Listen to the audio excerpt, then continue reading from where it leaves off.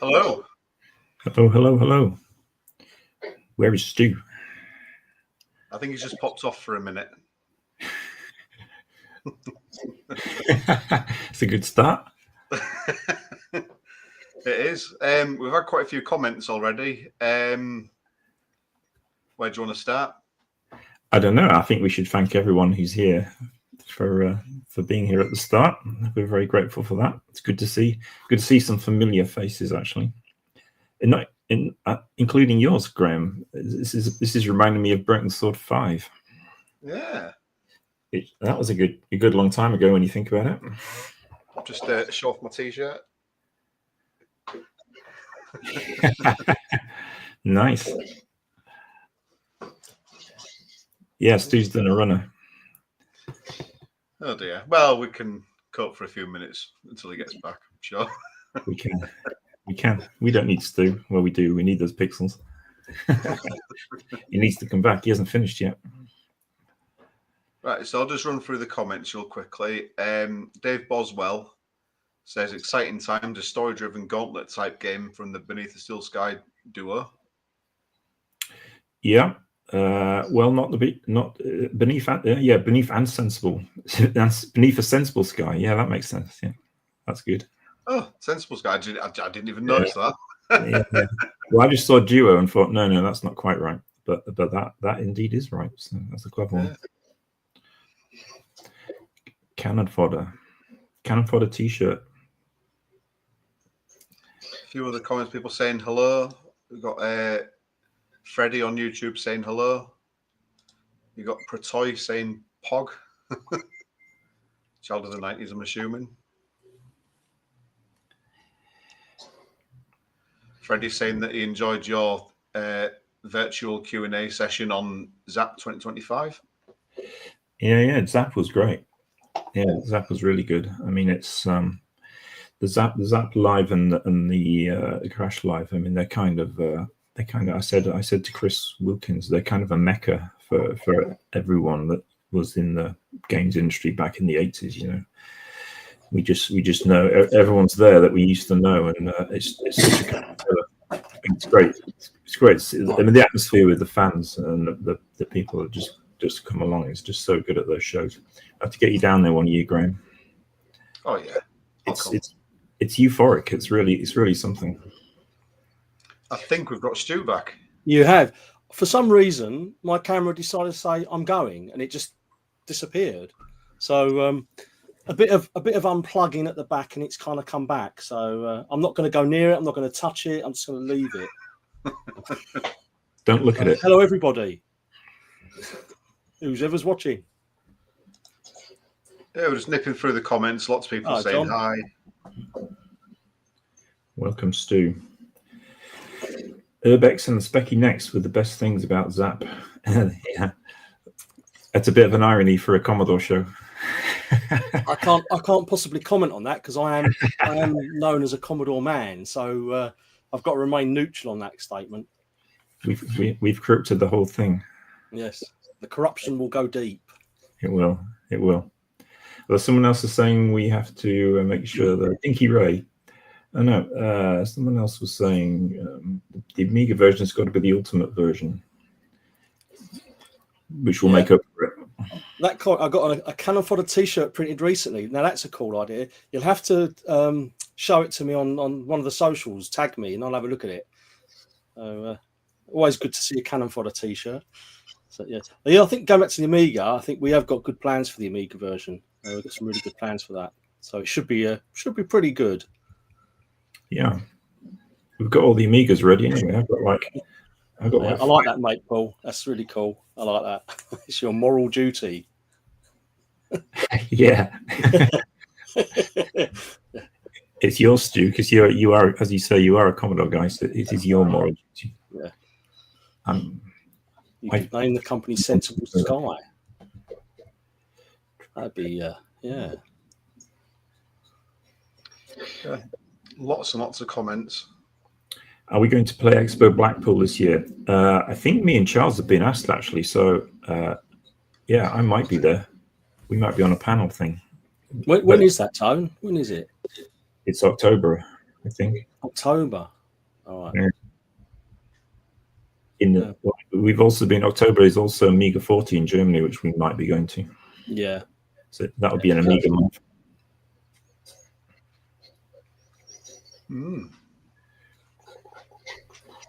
Yeah.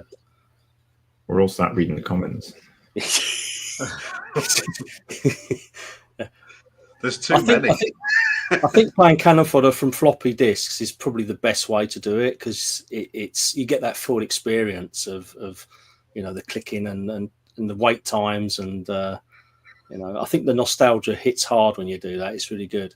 Well, you can play on an emulator and you've got the speedy loading and all the other stuff, but you can't beat going back to the old school way of doing things and sticking the old disc in and playing the game as it was intended. How many discs was it, Stu? Three discs. We had the first disc was the intro and the loader, and then you had effectively two data discs. So yeah, it's pretty good. We did try to get it onto 2, but it just didn't happen. So it's probably my fault, because I kept asking for more tiles and things. Yeah. Well, Steel Sky was about 15, so I think we probably have the record for the most number of floppies in any video. That's a lot. That is a lot. It was pretty silly, yeah. And we got the names mixed up and stuff, so it was a right mess. Oh, hello, James. Do you know, I haven't played the Archimedes version of Cannon Fodder, so I really must have rectified that, because I've not seen that. I've only seen like bits of it online, but I've never actually played it in person. So it'd be quite good to see, how good it is compared to the original. I've heard it's pretty good.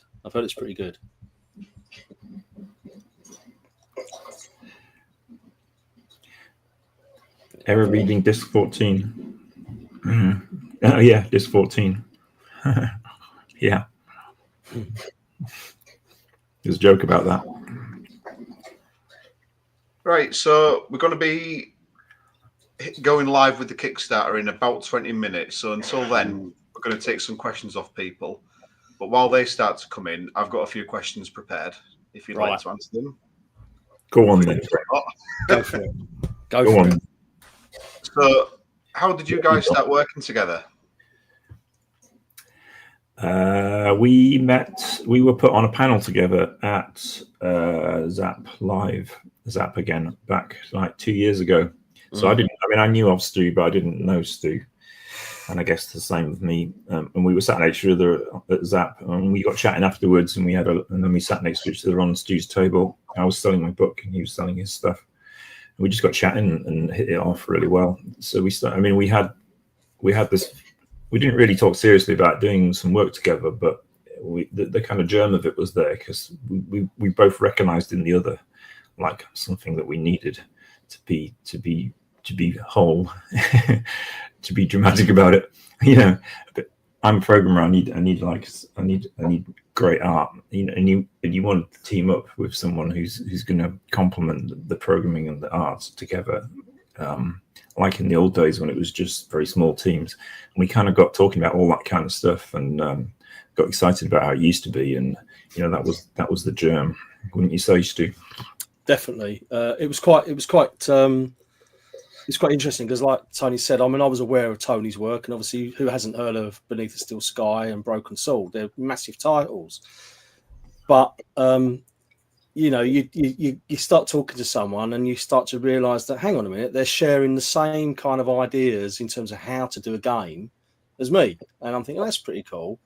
And it kind of just escalated from there into this kind of like relationship of like, yeah, we should do something. And it kind of just happened, really. I don't think either one of us probably thought it would take the path it's taken, where we are now, because we was really just going to do just a kind of a quick game on the Spectrum Next. We thought it's quite a nice machine to do something on, and we thought we'll just do a quick game on there just to get to know the machine, and then maybe move on to something else, if it went well. But I think because of both our backgrounds, we're quite high profile in the titles we've worked on. You think, well, you can't just do things by halves. You have to kind of just push the boundary and just do as much as you can and really, push it, because that's what we're known for, pushing the boundaries of the titles we've worked on. So here we are with UrbX Warriors. Yeah, I mean that's what we did back in the day. You know, it was all that kind of. I'm reading about ID Software at the moment, and the way they made Doom, it was exactly the same way as we made Beneath Steel Sky. You know, it was just like craziness in a little office with 6 or 7 people doing the absolute best they can and pushing everything. And I'm sure your stuff was the same, Stu.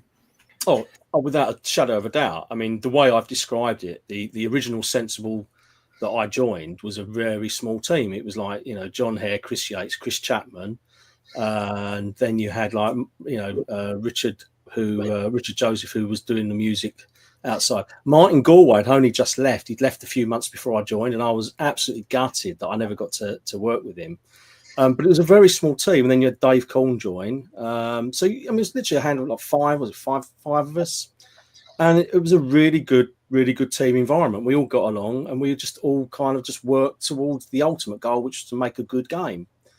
And I think that was key in the success of both, like, you know, Revolution and Sensible, is that you all had the same kind of idea to make a good title, and it didn't really matter who did what. There's no like ego about, well, I'm doing this and you're doing. It's like, if it's a good idea, it's a good idea, because we all benefit from that good idea, and that's pretty much how we've worked since we've been doing UrbX. You know, we don't say, oh well, you've done this and I've done that. It's like, well, we'll just have an idea and we just do it. You know, if it works, it works. It's good. Yeah. We've got one question from Brookster Max, who asks, who will log in and launch the Kickstarter officially? Did you do a toss? Did you toss a coin for it? Have you decided yet? Because we've not spoke about that. I don't think. I think it's Tony's. It's on Tony's account, so I think Tony should have the honours. It might only be me that can do it. I'm not sure. I think it probably is you who can do it. Yeah. I nearly clicked it by accident. So it's already been launched. I'm avoiding the page for that because I very nearly did it. Of course, we're hoping it will work straight away. I mean, it's so long. I mean, it's 3 years since I did one of these, and I honestly can't remember if when you press that button to launch it, it does launch it, or if it goes off to be approved somewhere. I mean, I think the project has been approved before you get the launch button, so we should be all right. But there could be a total disaster in 20 minutes time. Just to prep everyone. Well, let's hope so. We've been kind of working hard to get it sort of finished, and you know, it's been a bit of a sort of an in-depth thing the last couple of days, trying to get all the bits set up on it and making sure that it all works. And so, fingers crossed, neither one of us has broke anything on it. So, you know, because I've never been involved with one at this level before. I've always assisted other people. You know, whether it's providing art prints or canvas prints or pixel portraits, you know, but I've never actually done one at this level before. So it's been a bit of a learning curve for me, knowing what goes on behind the scenes of launching a Kickstarter campaign. It's been a lot of fun, but a lot of work. So, it's a lot of work in it, and it takes you away from the game, which is the most frustrating thing. Yeah. If you can do a Kickstarter, you have to do it properly, and it is a ton of work. It really is. Yeah. But I think we've always held that belief since we started working together. We've got to do everything properly. You know, we've got to make sure that, you know, whatever we do is up to the standard of the stuff we've just done before. So, you know, with UrbX Warriors, we're pushing the boundary with what we can do with the Spectrum Next, from the graphics to the gameplay to the, you know, the amount of stuff we're shifting on screen. All of it is there. But if you set the bar that high, then you can't let yourself down and your mate down by just knocking out dodgy social media posts, or, you know, just putting some rubbish videos out. You've got to really keep that level up here all the time, and we've tried to do that. I imagine some people in the comments have seen the game in action, and I having seen it myself, I think it's, you know, of a very high standard, and I'm looking forward to playing it properly. But I'm also looking forward to watching you play the demo for us. Yeah. I'm gonna do a Steve Benway now. Say playing the game badly. If anyone knows who Steve Benway is, he's got a great YouTube channel where he plays games badly. So hello, Steve, if you're watching. So I'll try not to play it badly. It'd be a bit embarrassing if you can't play your own game. Yeah, it would be. Yeah. Well, having said that, we were saying it's important for, you know, to get a good test team behind you, and Paul's has been doing a lot of testing for us, and he's been fantastic because he's found bugs and things that we didn't even know that are in it, because when you're developing a game, you tend to just test the same thing over and over again. So, so it does make a big difference. Yeah. I've got a question from Andrew Hutchins, who asks, which ports are you planning after the release is done, apart from Amiga, obviously?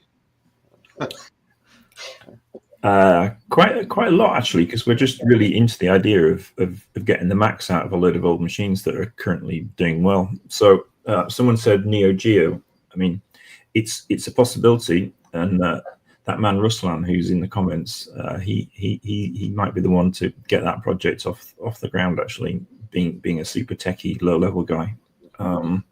But we're looking at maybe the Mega Drive, which is in a similar frame as the Neo Geo.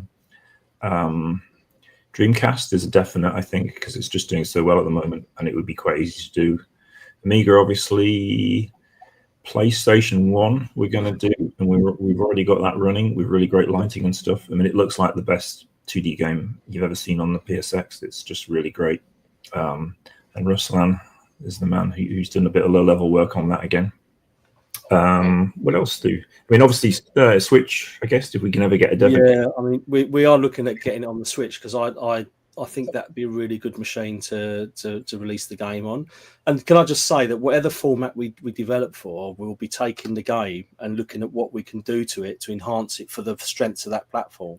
So, for example, PlayStation 1 or Dreamcast, you can have lighting effects. So, I mean, Ruslan's been doing some amazing stuff where you've got real-time lighting.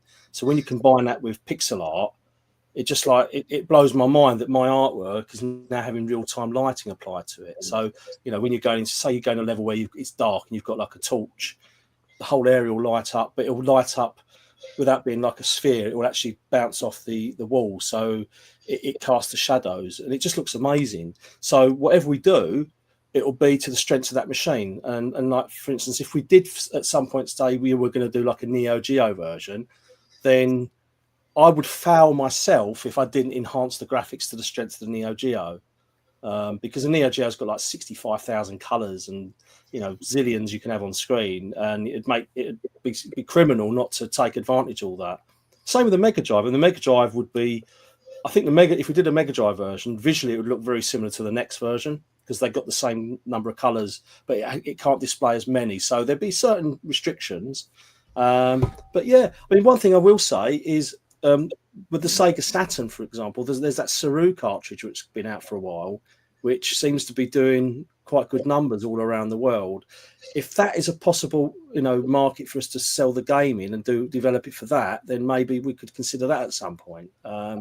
It all comes down to really whether there's enough people out there who'd want to buy our game, because making games is quite a lot of work. It's quite intense. So I think that's why we announced the Amiga, because the Amiga's got such a huge community and it's machines we're familiar with, so we know what we can get away with on that, rather than saying, oh yeah, we'll do it for this and that. But so I think we've got quite a good selection of machines that are scheduled to be worked on. But it won't be quick, because we're going to make the most of every machine. We're not doing cheap ports, we're not like just farming it out to some porting company in God knows where. We're going to do it ourselves, and we're going to make the most of every machine. So it won't be quick, but it will be good, hopefully. Yeah. I mean, I think that just to add to that, I mean, we've got our own integrity to withhold, so we've got to uphold that. Otherwise, like Tony said, I mean, how many times do I'm certainly in the 90s, we had to deal with a publisher, and they would say, oh, we'll take the conversion to I don't know, that machine, and you'd see the conversion and it was done on the cheap, and you think, oh, it's like, I mean, I've seen quite a few versions of Cannon Fodder where the graphics have been kind of like, they've not done a great job when they ported the graphics over, and you think, I wish we'd have done that. And but you understand the economics, why it doesn't always happen. But for us, we said, no, we're gonna make sure we do every version the best we can, so it plays to the strengths of that machine. Should we answer some questions that's passed? Yes. Rowan DT. Rowan is a Revolution name from a long time back. I remember Rowan coming into the Revolution office back on King Street. When was that? Rowan, do you remember when that was? That was some ICB thing, wasn't it? What's your question? or did we work? Are we developing directly on Next? Not exactly. I mean, we compile or assemble rather on a PC, and then I use an emulator called CSpect, which just pops up, and it's an exact emulation of a Spectrum Next. So you get a very, because it's all on PC, it's a very fast iteration loop. So build run. It's like instant. But once in a while, you send the game off to the real Next just to check it still works, and it usually does, because the machine is exactly the same as the emulator. So I mean, I've got a Next on my desk now. So yeah, I mean, yes and no. Yeah. Game Boy, probably not. Game Boy Advance would be quite fun, but I don't know how that would be possible distributed really. Just the file. It's possible, but it's hardcore. But possible. Amiga's. Sorry, carry on. Amiga's probably AGA, because yeah, OCS would just crucify the graphics, and Stu would cry. the thing we did discuss doing OCS and ECS Amiga, and I mean, just to take you back to the Next, is the Next has got 512 colors, but you've got like a 256 color tile set, so you can have all those colors on the tile set. Plus, you've got 16 banks of 16 colors for the sprites.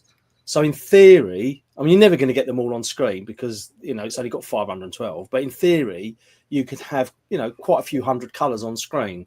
So doing that on the Amiga, and you go back to say the original hardware, would be a struggle to get the graphics to look like they do. It's possible, but it would be an awful lot of work to capture the essence of the game as I've created the art on it now.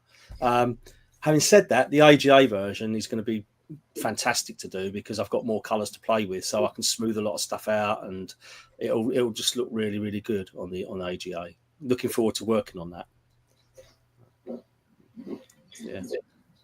Pratoy asks if this will be available on Steam. This one won't. Later on, when it's gone like Switch and all these other versions, and it's got things like dual player and everything we want in it, then like the ultimate version will probably go to Steam in the end, but it'll go a route around all these other versions first and probably end on Steam at the end. I don't have a lot of confidence in Steam at the moment. There's just so many games being thrown at it. I'd rather be in a more unique place on funny little platforms than fighting it out on Steam. Maybe the game's going to do really well, and the name will be well known by the time it's gone, or better known when it's gone all the way around. So it'll be in a better place when it finally comes to Steam. That's the vague plan. It will be on PC though. This one, yeah, I mean, this game will play on. There is a PC, a Windows, and a Mac, and there will be a Linux version. So the exact same game as you play on the Spectrum, pretty much, you'll be able to play it on PC. Yeah. So you can download the demo now. It's up on the itch page, so you can play it on Windows or Mac or a Next. Yeah. The thing with the PC is that we use we've got two versions we use during development. So when I'm doing level testing and I'm doing when you're doing level design, you're constantly making an edit, saving it, testing it, making an edit, saving it. You're doing this loop continuously, and you could be doing that just like ran in a circle all the time. You just edit, test, edit, test. Well, if I did that on the next version, I'd have to recompile, bring stuff in. Whereas with the PC, I can just export the stuff straight into the folder and rerun the executable, and it loads that file in, and I can test it straight away. So we've actually got the assets are identical on the we call it play on PC because it's the next version, but you're playing it on your computer. So it's exactly the same game. It's just that it's playable on a computer rather than on the Spectrum. So you don't have to have a Next to buy this current version of the game. Yeah, so it's brilliant. It's been a real benefit being able to do that for me as a designer and artist, because I don't want to be sitting there waiting around for it to compile and load stuff in. I want to be able to do it really quickly, and this allows me to do that.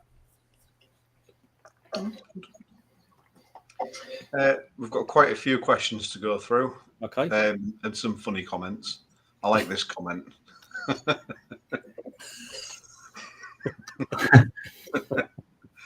Hey, Hang Mike, hang on. Did I have my shirt undone then? I'm sorry. people will pay more for that. Yeah. If this doesn't work out,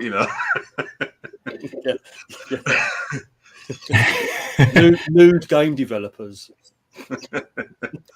We should do a shout out to keep our clothes on. Actually, that might be a new thing. They put money in the pot to keep our clothes on. I'd put money in. I was going to say a shout out to Flashman, who is Mike, who helped me get started on the Specky Next. So with some tech help. So cool guy, Flashman. Play his game head over heels on the Next. Brilliant game. Yes, very good. Very good. Got a question from Pixel Refresh. Is there going to be an Easter egg with black and white photos of you both, as per your leaflet at the start of Cannon Fodder? Do you know what, James? That's probably a good idea, actually. We could probably do something like that. We could do something like that. We like Easter eggs, so yeah. Yes, I think that's a strong possibility. Yeah, drop us an email and remind me, and we'll put it in. Because I like things like that. We're both quite into all that sort of stuff. Right. Matt asks, he doesn't ask. He says, game looks great from the small clips he's seen. Two legends working together is always going to be good. Oh, that's nice. Thanks, Matt. That's brilliant. Thanks for saying that. I don't know. I don't really feel like a legend. But I take that as I take that quite humbly. It's nice when people say things like that. So yeah, cheers. Got another funny comment that I won't read out loud.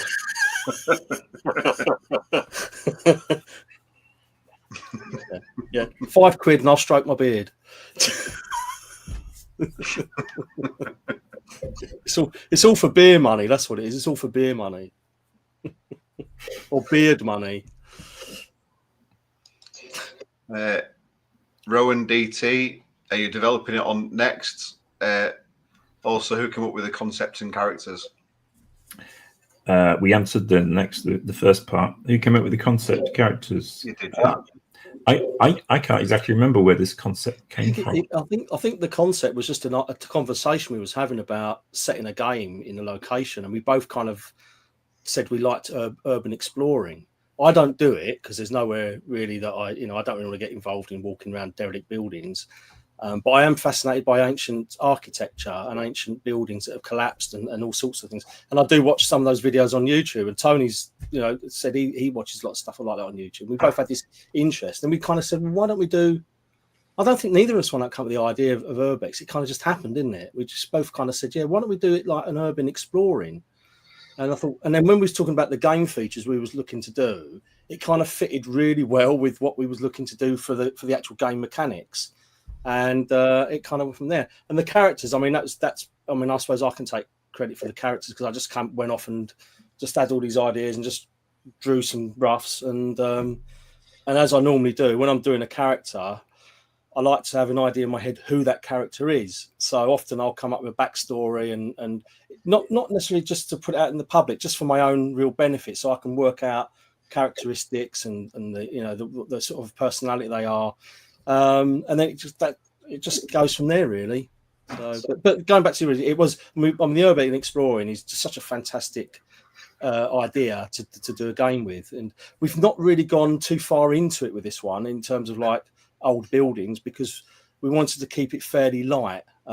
Because obviously with the Spectrum Next, there's only so much you can do within a time frame, but certainly in the future we'll probably expand on that a lot. Another question from Richard. We're going to have to be quick though because we need to turn the Kickstarter on in a second. Are you planning on having any open testers from the backers in the Kickstarter campaign? There is the demo, of course, which does need testing. The game itself, we'll have a think about that because we don't want to. The thing about testing the game is, if you like genuinely wanting to play a game, it's always tempting to go, I'll test it, but then you see it in a non-finished state, and some of the magic goes. and I've seen really keen players become disillusioned and broken as a result of beta testing a game. So maybe the right people who are not going to be damaged by it will. I mean, it will need testing, so there will be something. We haven't given it any thought as to the exact details, though. But be careful what you wish for. Right, I'll go and switch. I was about to say, who wants to switch it on? Tony? Yeah, definitely. It's probably going to break if I try and do it because it's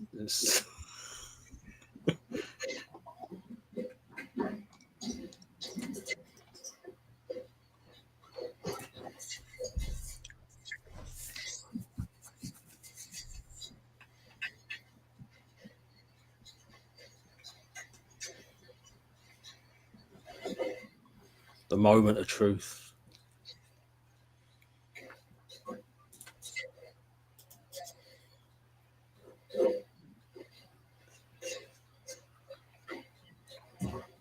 Can I just say the other thing with testing is it's a documented thing to do. You have to document literally everything you do from like, what moves you did, how can you repeat it. So it's quite intense. Is it live? We are live, I think. Wow. Yeah, looks all right. 0 backers. That's disappointing, isn't it? That's terrible. That is. We're live. There we go. Wow, it's there. Fantastic. See what you think of our video that we cobbled together. Yeah. We are not good at videos. Yeah. I thought it was quite a good video. I sense reserve in your voice there, Graham. I think the main thing is when you I just said I thought it was quite a good video. Hmm?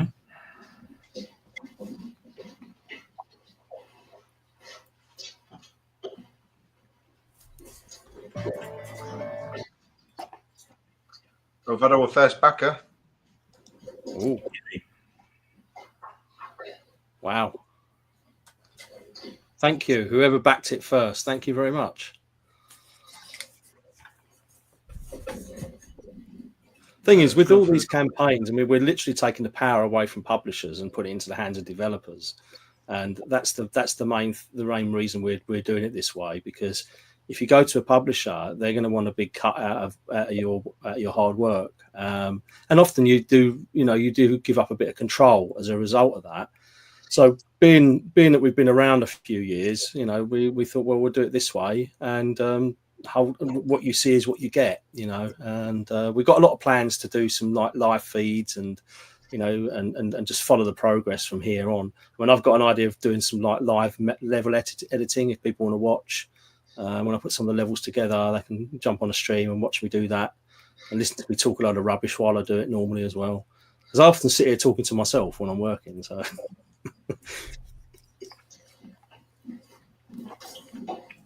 We've got 7 backers now. Wow. So you're aware. Fantastic.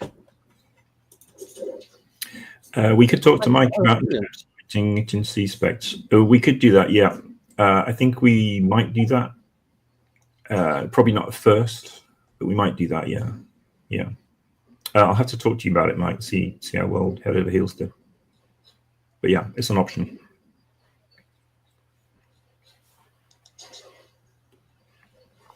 Martin, who helped me write my book. Congrats on the launch, thank you. What are the classic Spectrum games would you cite as an influence? Is anything really close to it? Is there? No, I don't think so. I think most of the influence has been from arcade games, really. I'd say we and I wouldn't say in particular one specific title. I think really we've kind of looked at what we like from a few different games over the years. That we like that element, we like this element, and we've just kind of put it into a format that we know the next can handle. So rather than sort of try and be overly ambitious and do something which is a bit more sort of unrealistic, we've done a game which we thought, yeah, we could put that in the arcade and you can play it. And and that's pretty much the way we've kind of started developing this project, and we're continuing to do so.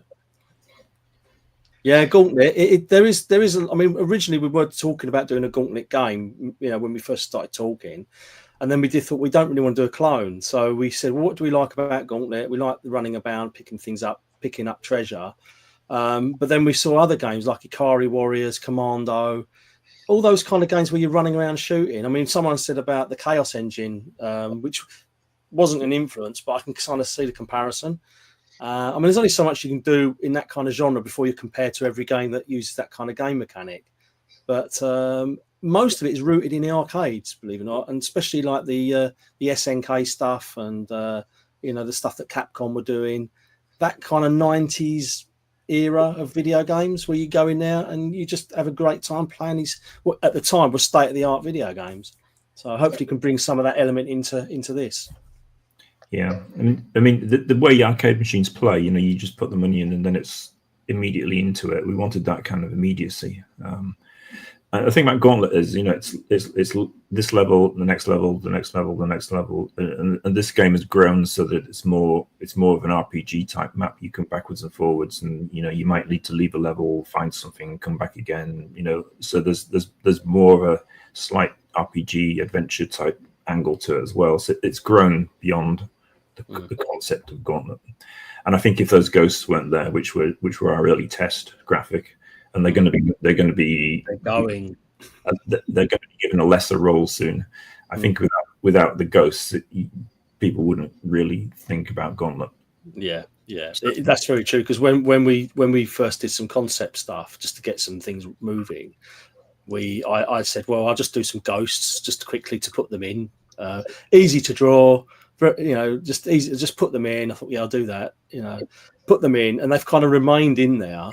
But that first level you play in the demo, there will be scorpions and spiders in there, which I stopped working on to do all the stuff for the Kickstarter, all the assets for the Kickstarter. But they will be the first levels the first things you encounter. And the premise for that is, cheers, Andrew. Andrew's backed it. The premise for that. Now, I hope you bought an Immortal joystick for that one. They're very good. That's very good. But the premise for that is that you start off and it's nothing paranormal. So you're on the outside. And as you progress through, the levels, it becomes more and more paranormal as you get deeper into the game. So we can introduce all sorts of weird stuff. So, so those ghosts are going to be pushed further into the game. Probably about, I don't know, area 3 probably. There's about 4 areas. So we're in area 3, which is darker into the game. Cannon fodder for the original Spectrum. That would be a challenge, I think. That would be a challenge. Could almost do it. I think it's possible. You could do it for the next. Do it for the next. I mean, a spiritual cannon fodder game for the next would be quite good to do. So yeah, the original Spectrum. I think you could probably do it, but it'd have to change. I mean, graphically, it'd be quite challenging to get the look of cannon fodder, but I think it's possible. I mean, bear in mind, guys, I'm actually a Commodore guy, so for me, I've just entered the world of Spectrum. I've literally have.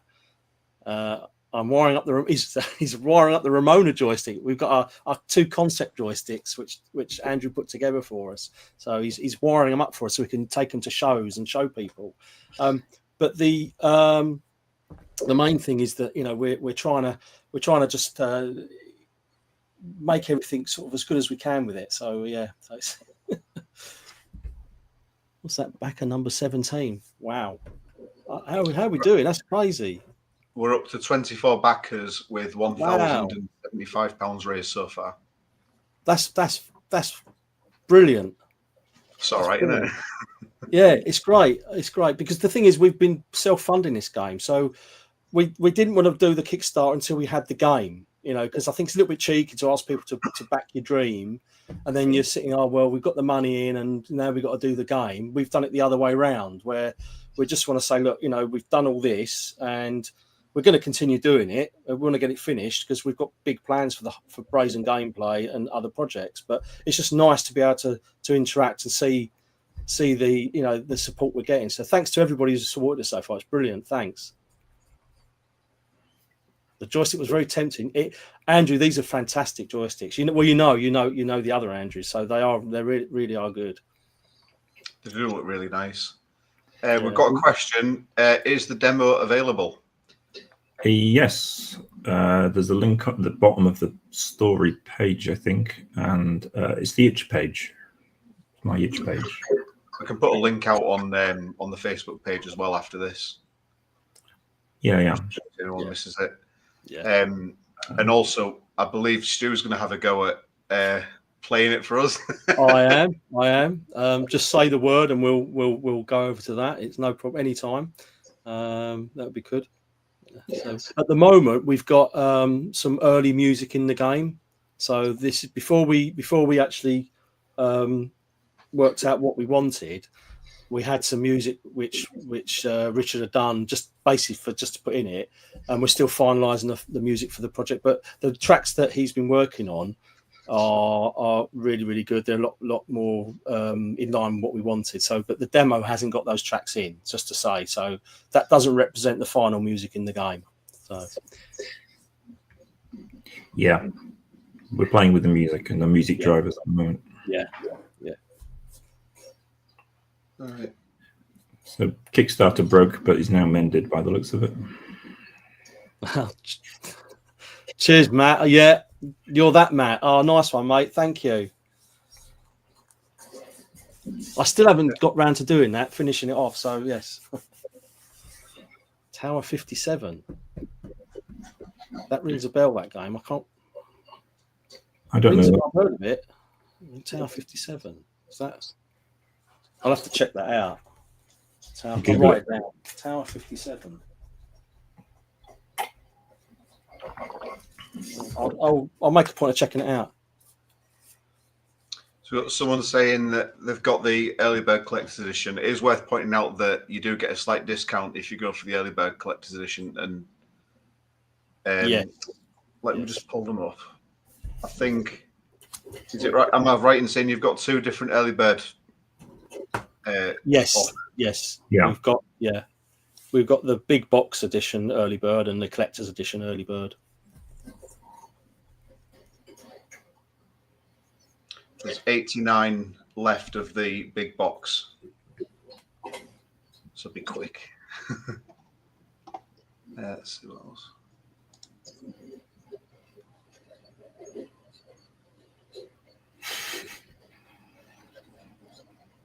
Wow, that's pretty cool. The joysticks do look really pretty, like really, really pretty. I mean, it's quite interesting because I met Andrew from Immortal Joysticks a few years ago at one. I think it was at Zap, and we got talking, got on really well. And when Tony and I were talking about doing a game, and when we got to the point where we was doing arcadey stuff, I just had this thought. I said to Andrew, "Isn't it possible you could do us a custom joystick? Just like, see what he'd say." Because he'd said that he can do all the actual high quality art on it. You can get the actual proper professional, like you see on the arcades. It's a proper process that goes on there. He said, "Yeah, sure." So when I did the artwork for the cover, which I wanted to make sure was really, really the best I could do for the game, I thought, well, if I take something for the joystick and do something for the characters, that might really work. So I did a few tests with some really dodgy kind of like mock-ups on screen. And then Andrew said to me, I can send you get the template over to you.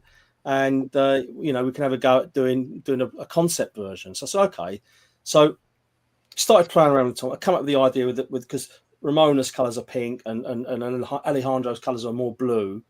And I thought, well, what I'll do is I'll try and come up with a different version for each and see if it works. And with the zombie, which is kind of he's used everywhere, that zombie, the reaching out one, I'll have to come up with a name for him. Then I put it on, and it was just by coincidence that where the buttons line up, his eyeballs lined up pretty much where the buttons were without affecting the artwork. So his hand is still visible and his mouth's there. So I did it, and we sent them off to get them done. And Andrew got them back. He put it together, and I said, that just looks amazing. And then we just worked together, and I said to him about, is there any way you could put eyeballs on the buttons? And he said, well, yeah, I could do. There's certain buttons you can buy in the arcades where you've got like images in them. And then he went a step further. He said, actually, you could put green around them. So it's actually the green zombie eyes. So he did that. And when he sent me the picture over, I thought, that's it. That's exactly what we want. So, yeah. So the images you see are the prototypes that we've got. The final joystick, where there might be some revisions to the graphics on the front, because the screenshots I used on them were from an earlier version of the game. So the one on the final version will have a much more updated in-game graphics on the actual top of the joystick, so which is more representative of the newer graphics. So it'll be slightly better, in other words. So yeah, but they look fantastic. They really do. I do urge anyone watching that's not gone on the Kickstarter yet to have a look at the joysticks, because they do look really, really good. Really, really good. I mean, they are. I mean, they're a collectible items, because we're not looking to, become a joystick seller. So it was just an idea that we thought was a bit of a crazy idea, and it's like, well, I know that Immortal joysticks are like, the best you can get in terms of the quality and the build quality, and they're just sturdy. They're really sturdy. I thought we'll do that. Let's have a see if it works, and thankfully it did. So yeah, it's pretty cool. Very pleased. We've got a few people saying that Kickstarter is struggling.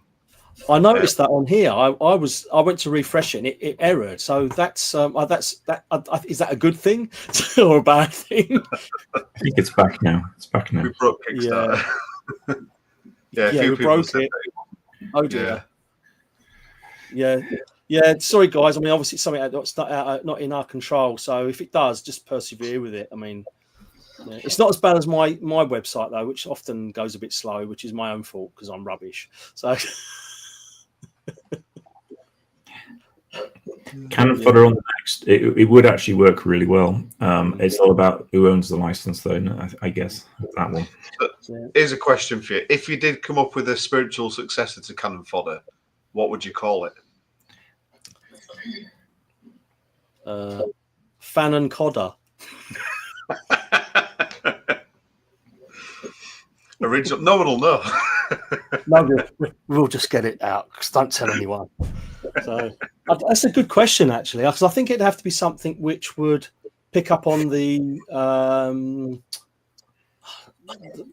feeling of the original, because there's a meaning by the actual title is the meaning of the whole game. You are just cannon fodder in a war, so it's you are actually feeling the misery of war when you play cannon fodder, because you lose one of your soldiers who you've seen go through 3 or 4 missions. It's hang on, my phone's going off here. Hang on, sorry about that. Let me turn that off. So if you're going through through levels, and you've got like a guy who's gone through like 5 missions and he gets right up to like a high rank, when he dies you think, oh no, I've lost him.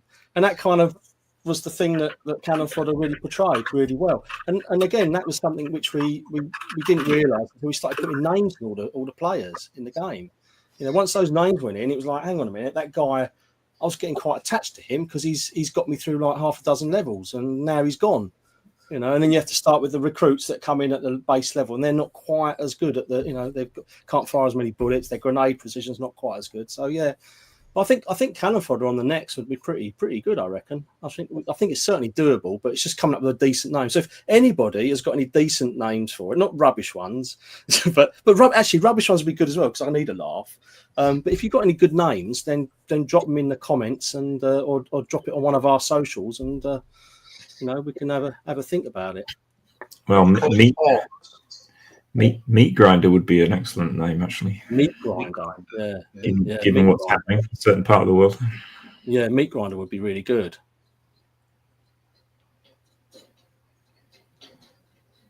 Doom for the Spectrum. I did see, this was a while ago now, this was a few years ago, I did see that someone, I think it was Tetris, someone got working on a chip and pin machine. When they said that the chip and pin machines, when they first came out, they said these are unhackable. That was the draw to it. Don't worry about getting hacked, because this is unhackable. and then within 24 hours, someone had Tetris running on it.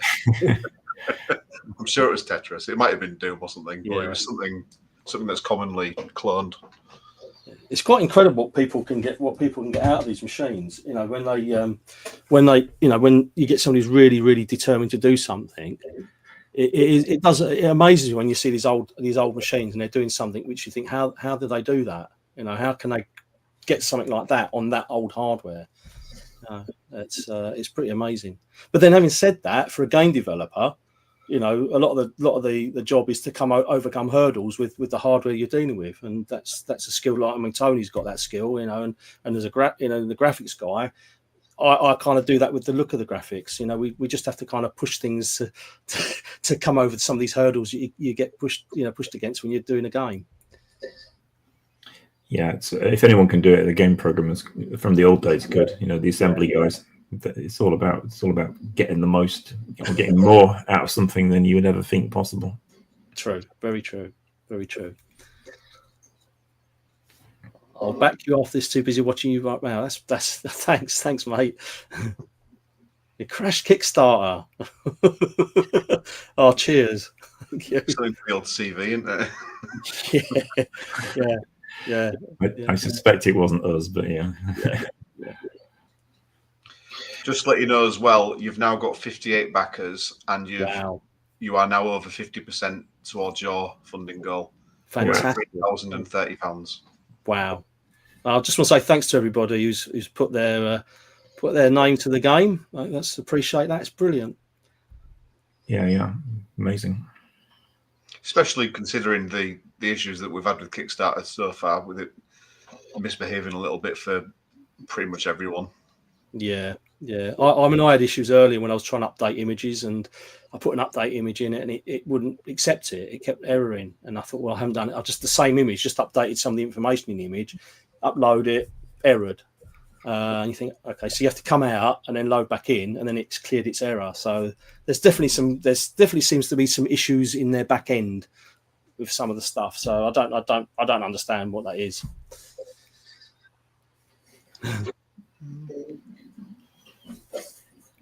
Definitely happening.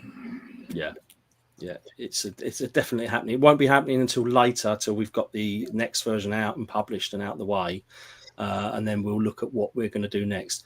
It all comes down to what we think we feel we can do in the time we've got with it. So if we do AGA Amiga next, that's a lot of work, or we might do one of the higher spec machines next. It would probably make sense. I don't know if Tony agrees with me, to do the Amiga AGA next, because it's the same kind of, it's like a level up from where we are now graphically, and the machine's got it's 68,000 or 68020, so it's quite capable of doing the game really, really well. So we'll have a talk about it and see which one we do next. Yeah, I just need to get my head around the bit planes and the blitter again. I've forgotten how it all works. But maybe some Amiga guy can get me moving on that. But that's.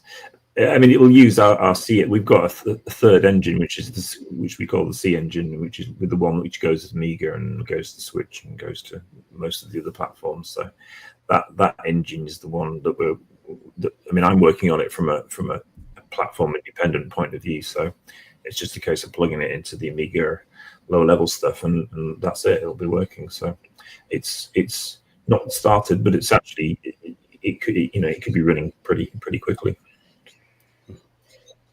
Can I just say that, when we started developing this game, Tony had to go back to Z80, which was a bit of a challenge after all these years, but he's because you refresh your memory on it, and it's just brilliant now. The only thing is, I find when I'm having conversations with him, he starts talking to me in Z80, and I've got no idea what he's talking about. So it's. I do not. I do not. But every time I talk to you, Stu, there's something about palettes. Oh God, yes. Enough colours. Don't talk to me about palettes. Bloody palettes. Bloody Not palettes. Yeah. Am I supposed to stipple this or what? Oh, thanks, Andrew. Yeah, they are really nice joysticks. They really do look the business. So and obviously they are like having an arcade unit in your home. They're really solid. So the thing is, can I just say that we wouldn't associate ourselves with anything that would, you know, I wouldn't say lower the red wheel, but everything we do, we're aiming high. So whatever we put out there, it's got to be at that level because it's our integrity. And obviously we've got, you know, we're known for doing these big titles like Beneath the Steel Sky and Cannon Fodder and, you know, Sense of World of Soccer and, you know, Broken Sword. And so for us, we've got to maintain that level because that's how we got known, for doing high quality stuff. So whatever we do, it's always got to be at that level. But it's just nice people commenting on the joysticks, you know, it's good. I do actually have a question about the joysticks, which you might be able to answer. Yes, it is metal. They're metal housing, and they've got like proper Samurai arcade parts in them, so they're really solid. And this is one of the first things I found when I first had a Garnham a few years ago at Zap. Andrew was showing them to me, and I think he was playing. He had Turbo Tomato on, which was just by fluke because I did the cover art for that and the title screen, and I got to play it on one of his joysticks, and I thought this is really good. I mean, I've got like an old Competition Pro here, you know, which is the old school one, and you know it's okay, it's good. But when you play one of these ones, they're like solid, they're really solid, so they feel like they're going to last a long time. You know, they really are good. So yeah, it's pretty good. It's really good. Yeah, it was also answered there as well. There you go. Removable braided cable. Yes. Yeah. I've seen the compatibility list as well for the joystick, and it is. I was quite surprised. It's quite the list. Yes. Yes. I mean, we are looking at possibly. I say the ones that Andrew's built are prototypes. We are looking at modifying them slightly. Aesthetically, they'll look the same. But we are looking to modify them slightly. Maybe, possibly, we don't know. Maybe adding a third button to the back. We don't know yet. We'll see whether the costs involved in that will work it out. But at the moment, we're keeping it as it is. But it's I'm just blown away how good they've come out. Because for me as an artist, you know, you do your artwork and you do it. But when you apply it to something in the physical world, you know, you think, wow, you know, it's there, and it's something that's pretty. You know, you make something that just looks so good. It's nice to see that end result. Yeah, very good.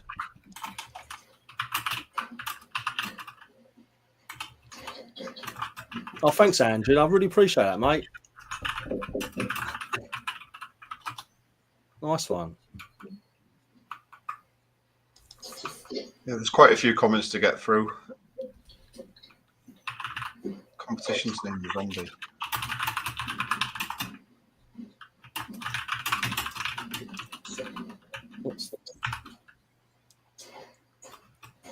Oh, what, to download them separately? Oh, right, okay. I didn't know you couldn't do that. So that's the piece of digital download options. Right.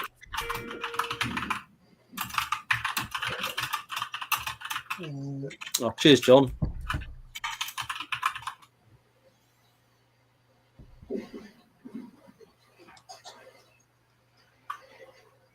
That's a good idea. A competition to name the zombie. That's not a bad idea. That's not a bad idea. Yeah, we'll have a think about that one. That's I'm going to make a note. I think he looks like a Brian. A Brian. Brian. And we have got quite a few zombies in the game. And again, the funny thing is, we wasn't intending to do like a zombie game, but we both like zombies. You know, not in the real world, obviously, but in the fantasy world of video games, we like zombies. And it kind of just happened that we thought, well, we put some zombies in here and some in there, and we've just kind of ended up with a game where zombies seem to be featured, but they're not the main draw. You know, it's more paranormal stuff as you get further in. But it's nice to know that there's a lot of zombie love out there. How many buttons is UrbX? It's 2 buttons. Just because it's a joystick for the game, so the joystick's got 2 buttons because the game uses 2 buttons. I mean, you can get an Immortal joystick with more buttons, which is more general purpose, but we only want 2 buttons, so we only have 2 buttons. As I said, we are looking at possibly adding a third, but we've just got to look at the practicalities of doing that, and it'll be at the back. So we're looking at that, but we're not here to kind of like reinvent the joystick. It's just a collaboration we've done for the game. So and the thing is, it'll work on so many on machines. I mean, we work on the Amiga Mini, and there's lots of different machines it will work on. So it's pretty cool. I think the Amiga most games on the Amiga only use one joystick button anyway. So although this will use both on the AGA version, so which would be a nice addition. Speaking of the actual game, do you want to fire up the demo for us now? Let's have a go. Let's see how badly I can play it after all these months of testing it. So, right, okay. Hope you're better than me.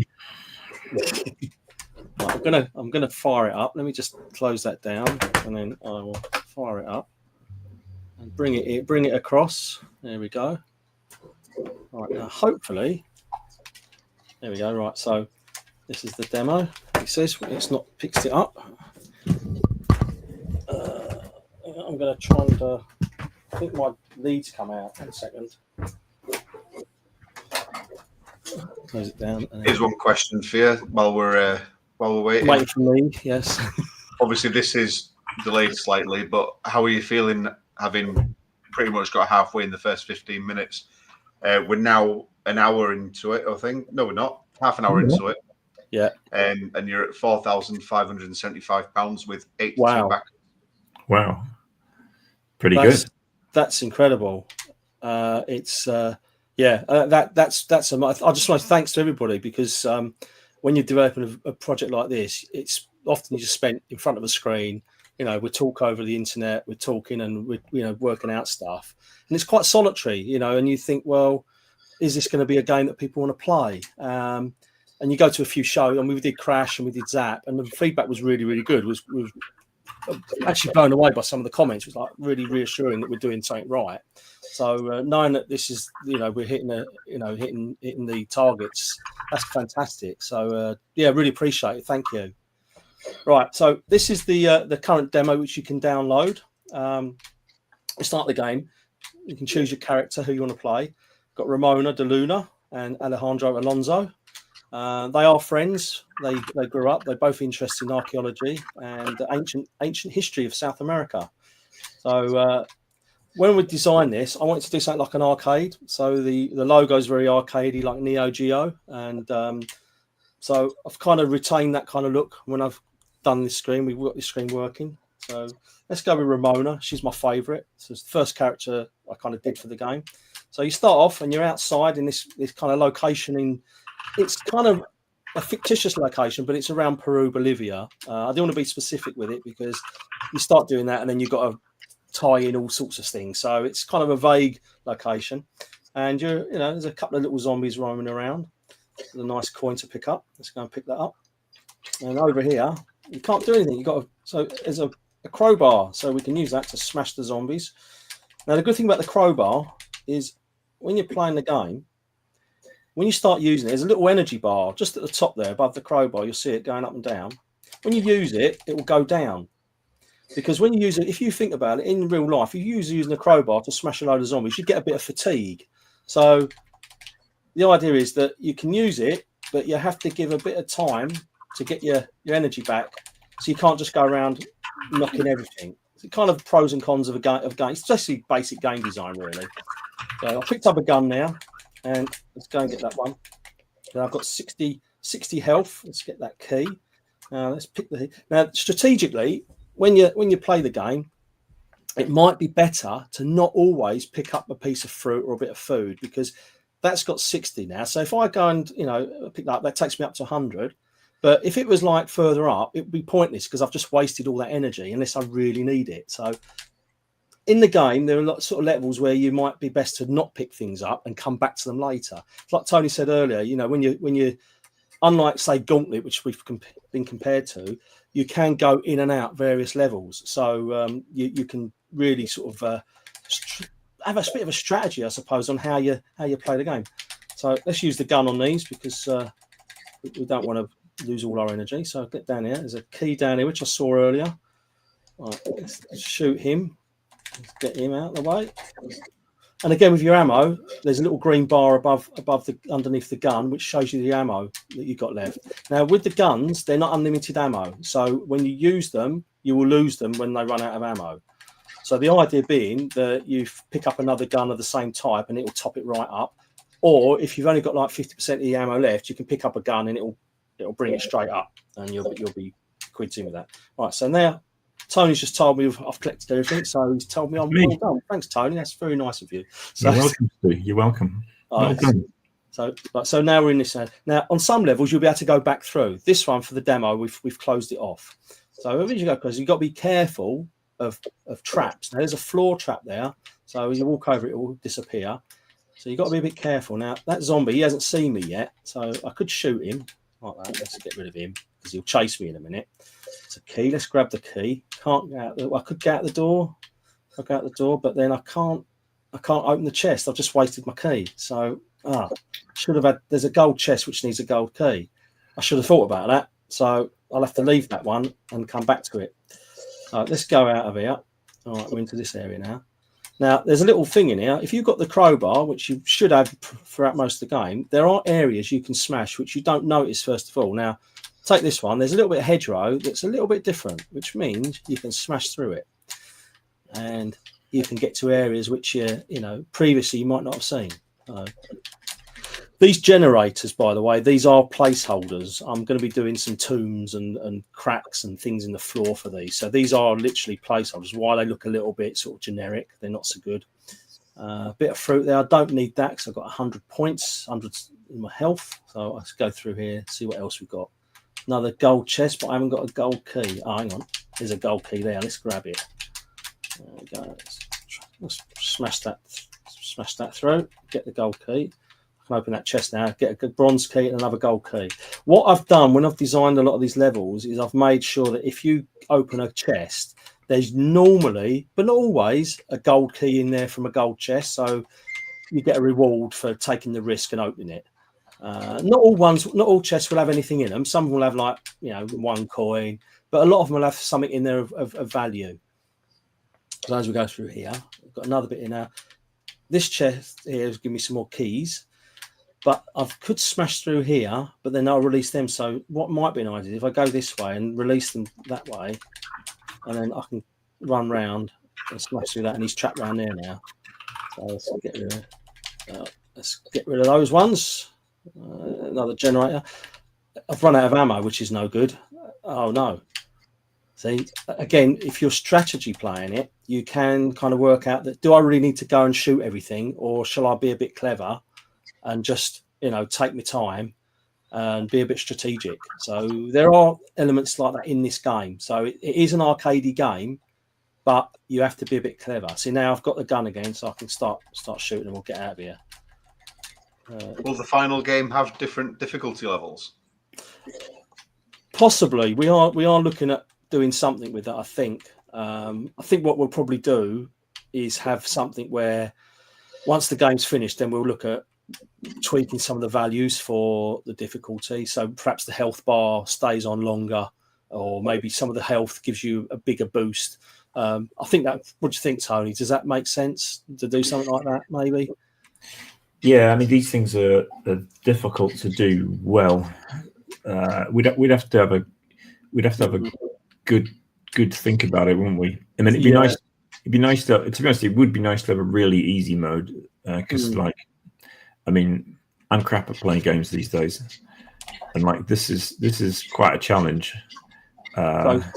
Sometimes I wouldn't want it to be any harder for me, but then again, some people are brilliant at these things, so they might appreciate a harder one. And I mean, I've seen people play at shows where they can't get anywhere, and it's just like it really needs just to be super easy. So maybe if it's doable, we can add a multiplier to everything and have 3 levels maybe. Yeah, possibly. Yeah, that seems like a good idea. Yeah, this level here we've put in the demo, but this is a level that's later on in the game. So this is actually the end of the first area. So you're probably looking at about, I don't know, probably about 11 or 12 maps in to the game when you get to area 2, maybe a little bit more. So this one's got a floor trap there, and these are the blastable walls. Now I've picked up the blaster gun, which is the best gun in the game at the moment. Now, if I go through and I blast that wall down, I'm using up all my ammo, but I've got no other option because this floor will collapse if I stand too close. But also, I've just shot the diamonds. So you have to be clever when you do this, because if you're not clever and careful, you could shoot up things like diamonds. So, but that's why I put them there. So people go, oh, I didn't want to shoot those.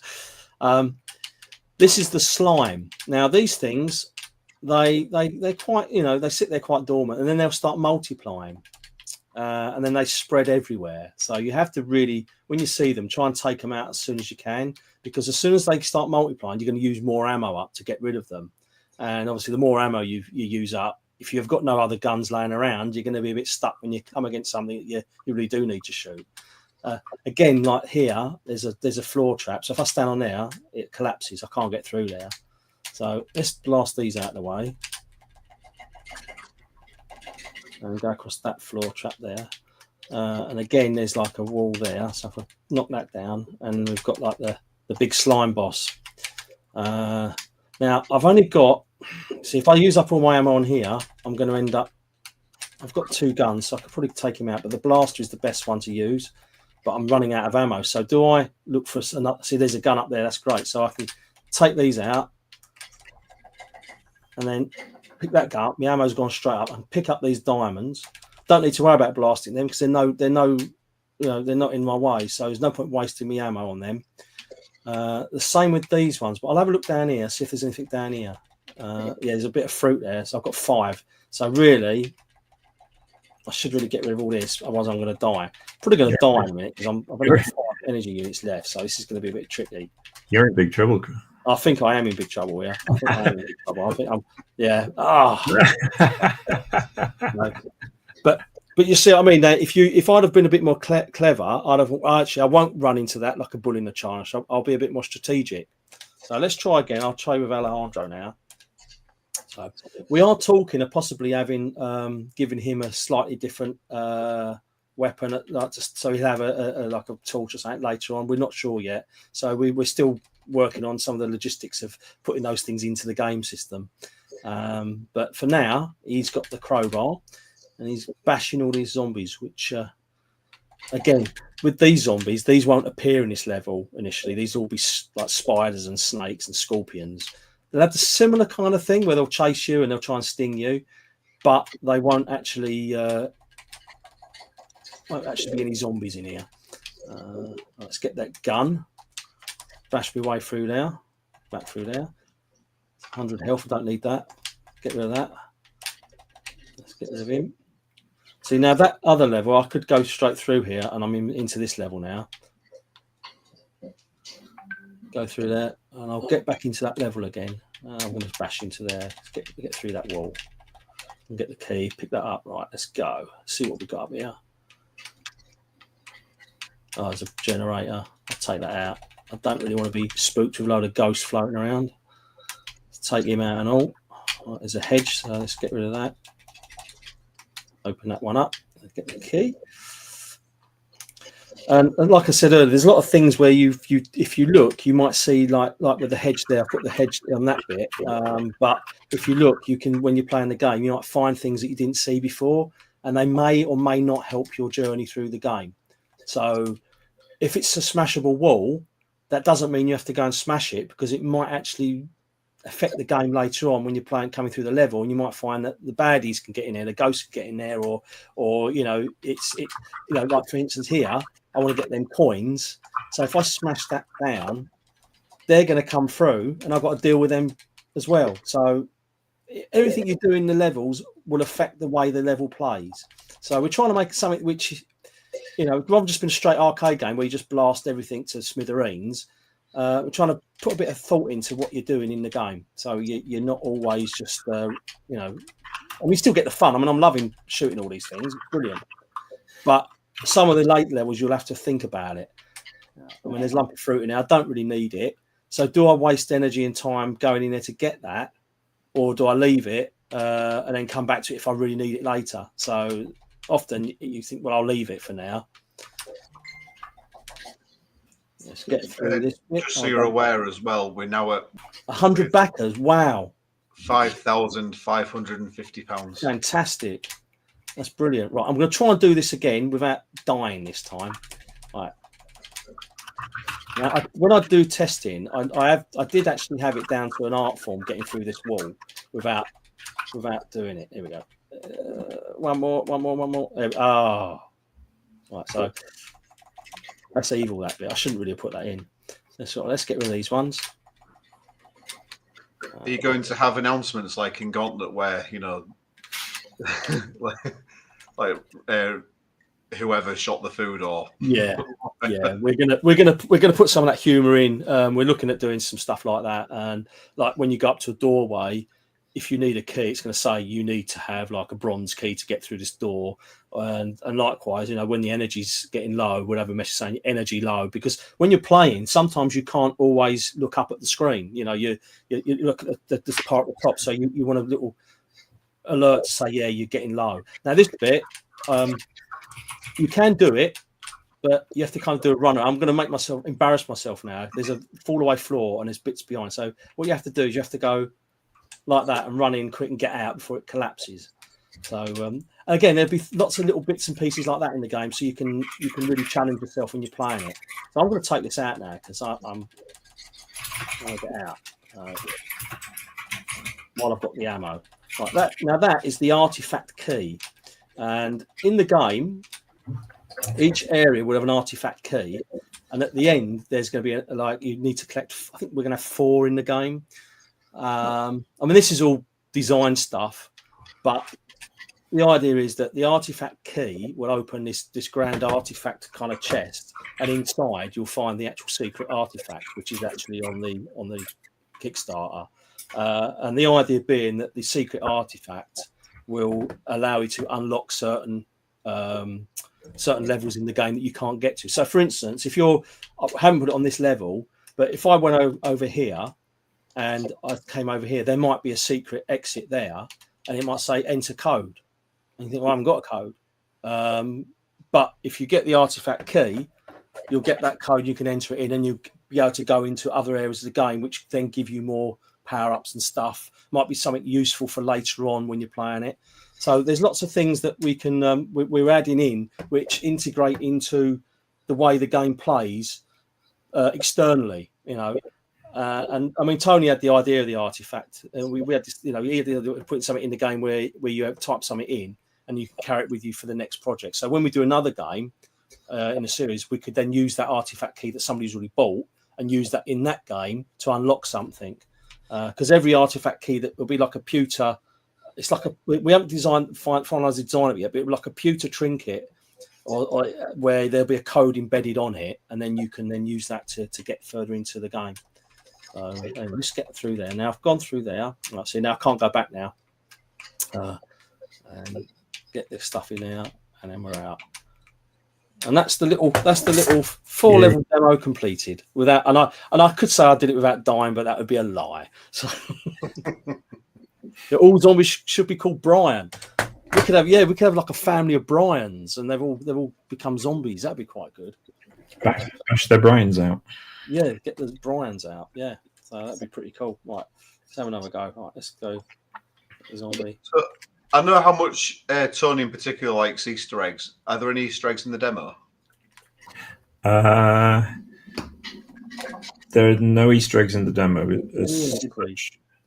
No, not as such. No. They tend to go in. They tend to go in at the end, to be honest. Yeah. When you know what you've got memory-wise and all the rest of it, then you go, right, let's put the Easter eggs in. So that's probably the way we'll do it. Yeah. I mean, there's lots of little hidden things in here, like the achievement things, but actual Easter eggs, we'll do them later. I mean, you remember Broken Sword 2, my spider chair thing? That was done on the last morning. That was done on the last morning of development because we just had a bit of spare time. So they'll come towards the end. By the way, if the scrolling's jerking, it's my internet connection with the frame rate. It's not the game. So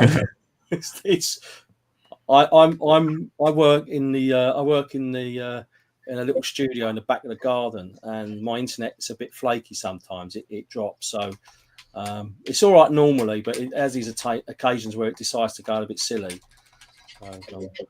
Yeah. But then again, when the levels, there's lots of little things like this where there's like a half height bit of stone, so you can't walk over it, but you can shoot over it.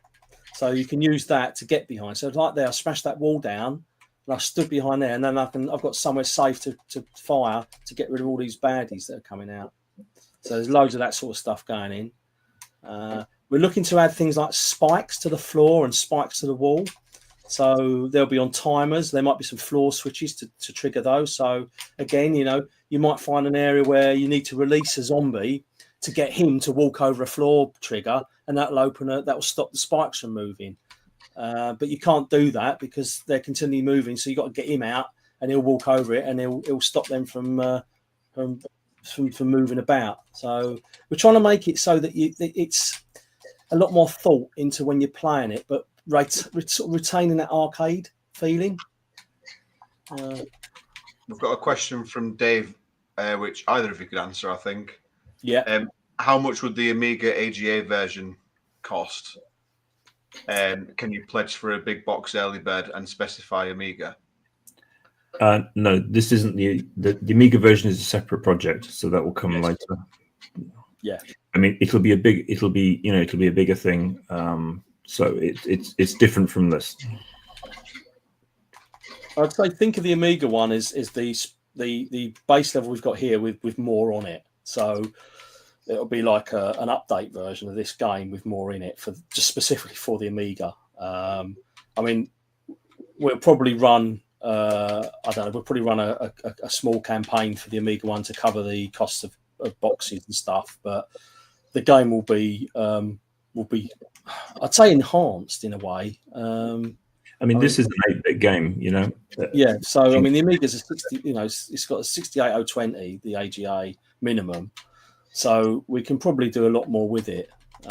So it's. I mean, although the Spectrum X is a really nice machine, it is still technically an 8-bit machine. So there are still limitations what you can and can't really do realistically without it all going into slow mode.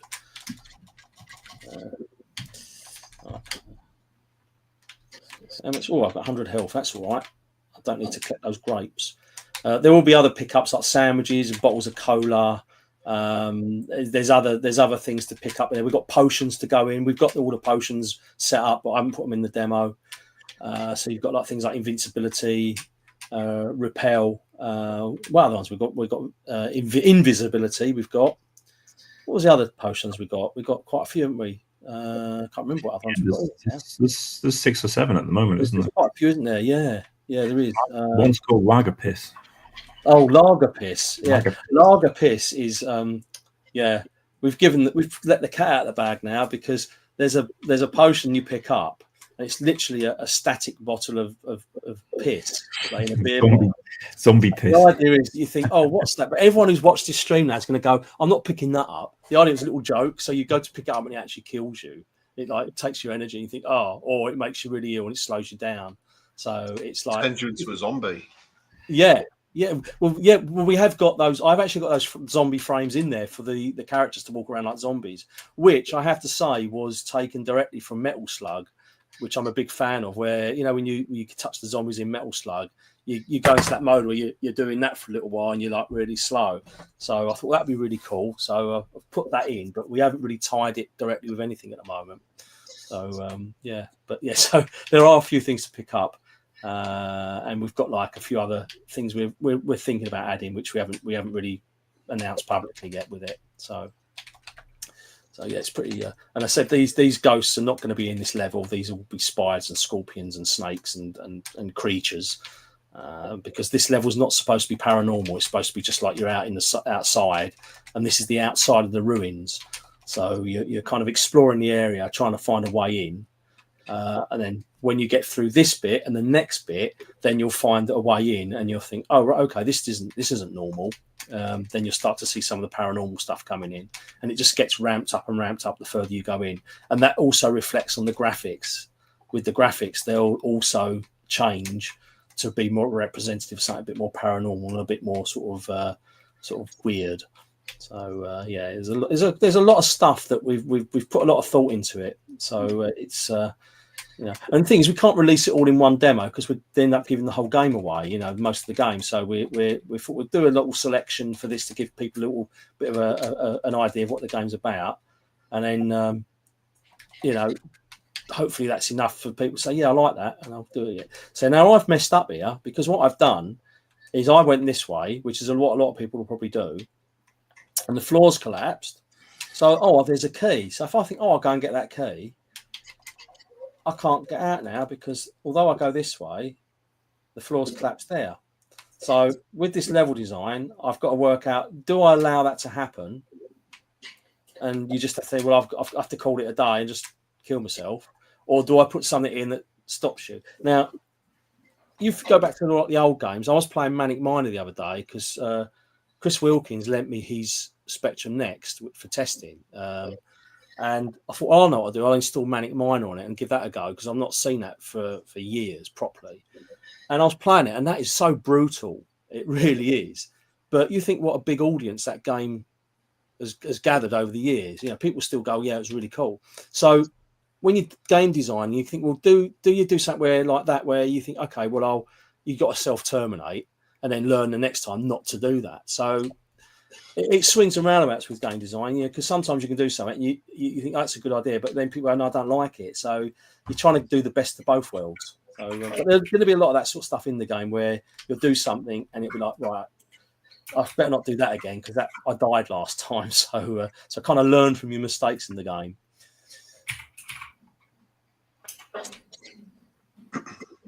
Some more praise for you to read as well. Okay. What we got? Oh, cheers, mate. I think that was of its time, though, wasn't it, Tony? With the games we made in the 90s, it's like we were just pushing it all the time with what we could do. It was unknown territory, really, wasn't it? Yeah, it was always pushing, wasn't it? I mean, you'd buy the mags every month, and every, there'd be games coming out and doing stuff that you don't know how they've done it, and then everything shifts. It moves on, and it was doing it like on a monthly basis, almost, wasn't it? Yeah. You always had to be pushing machines and gameplay and looking for something new. Let's get that one. A couple of funny comments as well. Ramona needs food. yeah. Do you know what? We probably will do something like that. Ramona's about to die. Yeah. I think we should put some. We was talking to Richard, who's doing all our audio, and he was saying about like samples and things, and we said, yeah, we will have to put some in. I think it needs it. It needs something like that. Some feedback and just some humour. I mean, the game's going to have lots of humour. There's no point doing a game like this and not having humour in it. There already is some humour, isn't there? Yeah. There is. Yeah. Like when you kill some of the baddies, it popped. At least when I was playing it, it popped up saying, "Take that fecker" or something. I can't remember what it said now, but it made me grin. Yeah. It's all my temporary text, but I reckon it's not temporary at all. No. They've got to stay in. I mean, Tony put these things in, and I laughed when I said, "What's that?" He said, "Oh, it's just temporary, just to test the code out." And I said, and I think that's all right, but I think it needs to stay in that because it just adds something to it. Yeah, I think it's really good. Yeah. But the funny thing is, when I read it in Tony's voice, so I hear him saying that to me while I'm playing it because, having spent so much time together working on this, I'm thinking, it's his voice saying it. Even though the pop-up is like from Ramona or Alejandro, I always hear it as Tony saying it. So, we'll have to do our own narration, our own voice acting, Steve. Yeah. There's no such thing. I don't have to shut up, would I? I do have some good news for you if you want to hear it. Go on. Hit us. You've got £6,066 with 112 backers. So well done. Thank you very much, everybody. That's fantastic. Thank you so much. Fully That's funded brilliant. in less than an hour. That's amazing. Amazing. That is really amazing. Thank you. Oh no, hang on, and then he died then. Yeah, there you go. That's brilliant.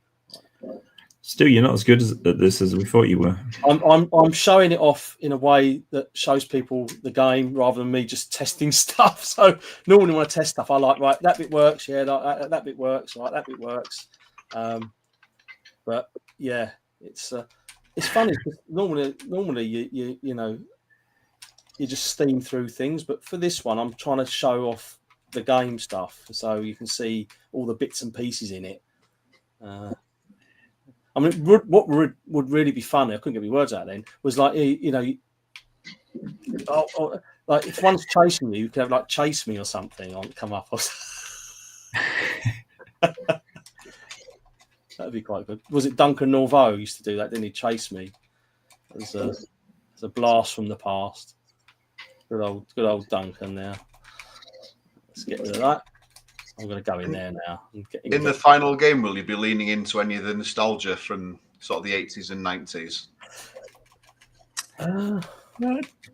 I mean, yes, because it does anyway in a way. I mean, nothing too overt, but I mean, it is building on what was done in that time. So, I mean, to a degree, it depends how specific the nostalgia would be.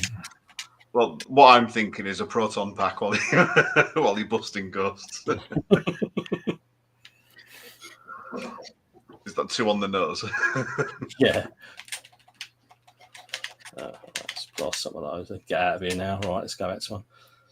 So yeah, if you want to have a go, the demo is available to download. Give it a go. Please leave us some feedback. You're the guys who are going to be, playing it. So any decent feedback or valid feedback is warmly welcomed. I always do that. Do you know, when I'm testing this, I can do this half the time. So the other day I kept cursing because I thought, I've shot the bloody diamonds again. But just give us some feedback. I mean, this is what it's about. It's we're here to making games for you guys. But if we make it and there's things in it which don't work, tell us. Obviously we can't change the whole game design, but if there's little niggles in there that you think, tell us about it, and we'll look into it. And if it's a valid point, we'll do something about it. Yeah, join the Discord channel, and that would be the great place to discuss.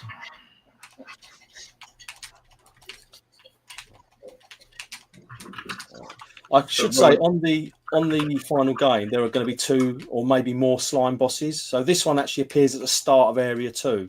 So when you change the graphics change to this kind of style, this is the first one you'll see. And these are slime pots. So on this one, he's quite tame, so you can get rid of him fairly easy.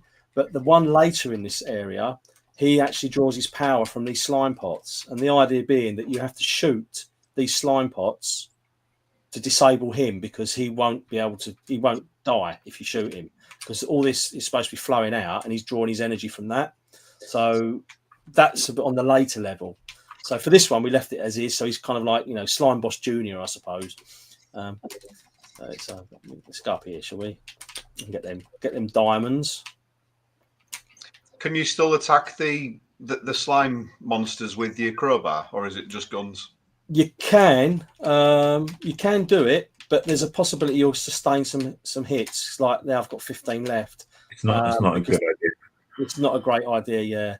So now I'm trapped in there now. So although I thought I was doing myself a favour, I thought I'll go up that way. I can't get out now unless I use up all me, and I've only got 15 energy left. So I mean, I've got some ideas that will allow you to get around that problem, but I've got to talk to Tony about it to see if it's possible to do it in the game. But yeah, you've got to be careful what weapons you use on some of these things, because some weapons are better at certain things. For instance, if you want to smash a wall down, crowbar's the best thing to do it with. You could use a gun, but it can take longer. Likewise, some of the badges you come up against, you're better off using the gun than the crowbar. You know, zombies are all right with crowbars, some of them, not all of them. But again, you that's something you'll learn when you play the game. What weapons work for certain things. You know, I'm not going to hit him with the crowbar and it's fine. But some of the bigger zombies in the game, they don't really get affected by the crowbar as much as these little pygmy ones. So it is a case of learning what each thing does when you're playing it. Let's get through there. Rowan DT's asked if there's achievements and challenge modes in the game. Tony did answer that already in the chat. Right. I did. There are sort of achievements now. Yeah, that's when me and Steve pop up and say you've done this, you've found this, whatever. So yeah, definitely achievements. Yep, that's me. We like achievements. Yeah. Are there bosses? Yep. I mean, that slime boss is a mini boss. Yeah, we've got plans to do. I mean, as I said, the further you go in the game, the more paranormal it becomes. So there's one boss that you come across, which is loosely based on a Mexican story of 3 mummy children which were mummified. And I kind of took that idea and I've worked it into these demonically possessed children that were mummified alive. And it's quite dark, isn't it, really? There's something wrong with me. And the idea is you come across those and you have to work a way to get through them. They've got, but I'm still working out the final design for that. So there are going to be lots of proper arcade style bosses. So things spinning around but again, like I said before, you got to kind of work out the best way of defeating them. So rather than just blasting it with everything you got, there might be another way of doing it that might not seem quite as obvious when you first start the game. You think, oh, right, okay, I'll do it this way. And that's what we're trying to do. We're trying to give it that arcadey feeling where you get a lot of fun just going around shooting things and smashing things and that. But there's another way of playing it where you can be a bit more selective what you use your weapons on and what you smash down. And I mean, I've got lots and lots of level ideas written down, which I'm going to work into some of the later levels as the difficulty gets cranked up a bit. But I mean, I've got this mega. We've got this mega kind of like flow chart with all the link maps in, the room maps and the level maps, and there's lots of doors that link different bits. And the idea is that as you start the game, you work in a sort of a kind of set number of levels that are all linked. So you can work, say, around about 4 or 5 of them.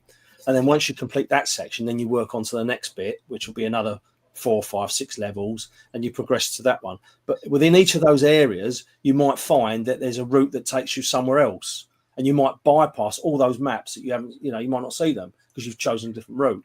So when you play that game again, you think, oh, I didn't see this way because I went through that exit, not that one, So it's going to be quite a big game, I mean, there's only so much we can do because, there's only so much we can do on the next, but it's going to be, it's going to be quite a big game. Dave Boswell asks if it's going to be 1 player only or 2 player co-op. This next version will be 1 player, but just because we can't run both player graphics on the screen at the same time, it just blows the sprite cacher up because there's a lot of frames in them. So if you like playing the boy and the girl, it would just obliterate it. So it's probably going to be 1 player on this. But the plan would be 2 player co-op and network co-op on subsequent versions. Yeah. I mean, with the graphics, I mean, one thing the Nex has got is it's got sprite flipping. So if you look at this run animation, I think it's just 5 frames of animation. But if I do the diagonal, I don't want to stand there, do I? If I do the diagonal, when it goes to the other diagonal, it's the same animation just flipped to save memory. But I mean, in theory, we could have dropped the frame count to say 3 frames because in Cannon Fodder, the sprites were like, I think 3 frames. I think they were 4 frames. I can't remember. They were not even be 5. I can't remember how many frames we had for Cannon Fodder, but it was very limited. So again, you compromise. Do we do we put like 2-player in and have them basically the players doing that, which you could probably get away with, but then they lose that little bit of character because I like the fact that his arm swings when he's running, his arms swinging like he's doing this as he's running, and it's a little bit of character to them. They're little sprites, so to get that character in, you've got to have a few more frames. But I mean, 5 frames of animation for the walk I think that's pretty small, really, to retain that level of detail and character. So, but I think the 2-player will be appearing on like Tony said, on the later versions on the other platforms. We've got some more praise. I'll let you read it. The wall tiles. To be honest, I think this entire game just looks beautiful. I think it's just really, really pretty. Oh, thank you. It's just that's just what I think. It is just really, really nice. Oh, cheers. Yeah, I mean the thing is, I wanted to do something. Oh no, look at that! See, I can't talk and play the game. What I wanted to do is make something that was arcadey. And I said it before. I mean, I'm a big fan of Neo Geo, and for me, I wanted to make something that you could stick in an arcade cabinet, and it would get away with just holding its own against all the other arcade games in the arcade. And I mean, this screen here, for example, like I said earlier, it's straight out of the Neo Geo playbook. This sort of stuff, and SNK. It's that kind of thing. Obviously, we can only do so much because there's only 2 of us, and we haven't got a big art team, and we haven't got loads of stuff, and we've got a finite amount of time because we don't want to spend like 2 years making a game. So we've got to get this game out so we can move on to the next version. Not the next version, but a next version. But it's coming up with that look that I think taps into that that nostalgia of the arcades. And I mean, when we was talking about doing this, I thought I've got to have the arcade button in there. You've got to have the big characters. You've got to have all this 1-player bit up the top and the logo. Just got to do it. And I've applied that same sort of, I suppose, design idea to the level graphics, just trying to make them stand out without using loads and loads and loads of tiles. In fact, we've only used half the tile count for the floors and the walls at the moment. So we're going to be expanding that on the next update we'll be doing when we get back on the game after this week. We're going to be expanding all the tiles. So some of these levels will actually have more graphics in them potentially. I mean, one of the things I like to do is I like to have variety in my tiles. So, I mean, here I've got like 2 tiles for these shrubs. Ideally, I'd like to put another one in just to break this repetition up. But when you look at these H blocks, I've tried to make it so they do look a little bit unique, but they do link. So I could have 2 of these ones together and then put one of them in between them, or 2 of them and then one of them, and it'll all link up.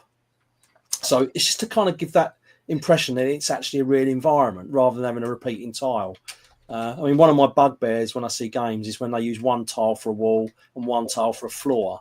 And it's like, no, if you can get away with 2 or 3, do it, because it just breaks the look up, The same with this grass, all this grassy area, I mean, I've got like a couple of little dark bits here, a couple of little stones, a bit of grass there, 1 single blade of grass sticking up there. And if you can get them all around and scatter them around, you can kind of make it look a bit random, and it just breaks up the style of it a bit. Makes it a little bit more interesting on the eye. And that's pretty much how I set about doing these graphics, just to get it to look, I suppose, to get it to look like it's not on a Next. And we had a compliment at Crash when we first showed this. Someone walked past and I was looking at it, and they said, "Is that running on a Next?" And we said, "Yeah." And they couldn't believe it. They said, "Oh, that doesn't look like any Next game I've seen." And to me, that's a big compliment, because that's like mission accomplished, because we're trying to make a game that looks like an arcade game using the Next hardware. So, it's great when you get that sort of feedback and people are enjoying seeing your work, and there are actually positive comments about it like that. So it's good. One comment there about a possible Amiga version getting signed by Tony and Stu. Just a reminder that there are some tiers where I'm just going to get it up now, where you can get signed merchandise, I believe. Is that right, Tony? Yeah. There's lots of signing. Yeah, we have. We've got quite a few bits of signing stuff to do. We've got if you look at the two illustrations that done for the cover of the two main characters, we've got two character art prints that we're doing, little art prints, which will be a character profile of each. They'll be signed. We've got the we didn't add it to one of the main tiers. It's an add-on because we thought, well, not everyone might want it, but we've got a framed, signed print of the artwork, the cover artwork, which I have to say took me forever to draw. It was like, I started off this idea and it was a great idea at the time, but about halfway through, I thought, what have I done to myself here? Because I've drawn it at such a high resolution because I knew that we want them assets for like promotion and stuff. And it took me so long to draw this artwork. I was glad when it was finished. But the good thing is all the zombies you see on all the promotional material, the characters, that is all from the cover artwork because I made sure that everything was drawn on separate layers so we could separate it off and use it for stuff. But yeah, there's quite a few. I think we're doing a boxed version that's signed. I think we're doing. There's quite a few bits of pieces signed in there. We're doing quite a few. The poster is signed, isn't it? The poster, yeah, the art print, yeah, the art print poster's being signed, yeah. So yeah, there's quite a few bits and pieces. I think we need to buy shares in Sharpies, to be honest. The amount of signing we're going to be doing. So one question I was going to ask, the level design, like the map itself, is that a collaboration between the pair of you, or is that one or the other? What it seems to work is I'll put something in, I'll do a level design, and then we just tweak it between us. So, I mean, I have to say the coding side, it's been intense because Tony's doing Z80, so a lot of the stuff if you're doing it in a high level language, it's easier to just get stuff running. But when it's Z80, there's a lot more involved. So with the level designs, what I tend to do is I just come up with an idea, send it over to Tony, and he'll say that really plays well, or we'll tweak it. He'll say like maybe there's too many sprites in that area, or that doesn't quite work, and we'll just finalise each level as we go, really. And that's pretty much how it seems to be set up, which is fine. It works really well. Yeah, I mean these are mostly yours, but I'll do some Tony levels at some point. You'd have to teach me how to. Yes. Teach me how to do it properly. Yes. I mean, the levels are set up fairly simply. We've got like basically a floor and a wall, and it's because it's the next. We don't want to overcomplicate with lots of different collision things and in sort of do something too complicated. And then within those tile sets, there are special tiles for different sort of purposes. Like they've got falling floors, you've got walls that you can knock down, and you've got all sorts of things like that. So once you've got that kind of toolkit of tiles at your disposal, you just kind of come up with ideas that you think will work, and you just test it. But it's like I said earlier, when you're developing a game, what you see here, this map has probably gone through I don't know, a dozen or so plus revisions before it got to this stage. Little tweaks. I mean, like this hedge bit here that you run through, that wasn't in the original version of this map. And I was playing it, and I thought we needed a level for the demo, and I thought I'll put that in to see if it works. And it kind of works. So I left it in, and and there's a lot of little things like that in there, which some of them are trial and error. You put them in to see if it works, and if it does, you think I'll leave it in. If it doesn't, you take it out. And the same with the placement of these like objects. You put them in, and sometimes you put it in, and it ruins the flow of the game. You might go to an area, and there's like a zillion zombies or a zillion like ghosts or scorpions or something coming at you, and it ruins it because it upsets that balance. So it's I think it's quite a fine art getting the balance right. When you're doing level design, it's you really have to kind of think about the level progression and the difficulty curves and all that sort of stuff, so you can get that feeling right when you're playing it. The hardest thing is not to give too much straight away. You want to have the progression as a curve that goes like this through the game, because for instance, when you get a new gun, you don't want to be expecting the player to use that gun for everything from the offset, because there might be things with that gun that you need to learn, or like the ammo, how much ammo does it need? So you bring that in gently, and then the next level up, then you start introducing things that really need to be challenged. And like the crowbar, initially you get the crowbar and you'll just be splatting a few spiders and scorpions with it. But then when you get further in, you're going to be smashing walls and using it to kill things with, which are a bit more close combat. So, once you've got to grips with it, then you'll get a bit more skill at using it without using all the energy like I'm doing. Do have one comment for you. You need some stretch goals. We have got some stretch goals, which we are going to be putting in tomorrow. So we've got some stretch goals which we're putting in. So I can probably reveal a couple of those. We're probably going to be doing one where we're going to add extra levels to the game, and another one will be extra baddies that we're going to design for the game as well. And there'll be another couple that will go up further. So we'll see how the campaign goes and then put them in. So it'll be. I mean, bear in mind, this is the first time we've done anything like this, so it's been a huge learning curve to understand how the whole Kickstarter thing works. And I mean, up until a few weeks ago, I'd only really looked out from the outside at Kickstarters and how they worked. So for me, it's been quite a journey of discovery of how stretch goals work and add-ons and all sorts of things, So, but yeah, stretch goals definitely, I think. Got a question from Matt, I think for Tony to answer. It's a bit northern, actually, isn't it? I think. Specifically Tony's house. Yeah, we're gonna maybe that one does need an edit, because at some point we'll probably voice act these parts, and it's gonna be a tricky one, isn't it? Yeah, you could translate it to Peruvian or something. Yeah. This is what happened. Translate to Quechua, which is a very unusual language, which is the ancient language of that area. That'd be interesting. Maybe Feka just means something else. Yeah. It's the same as what happened with Beneath a Steel Sky, to be honest, and that was full of Northernisms, and we actually got in the news for that. So maybe it's a winning strategy again. Got another really funny comment that I really need to highlight. I think this is great.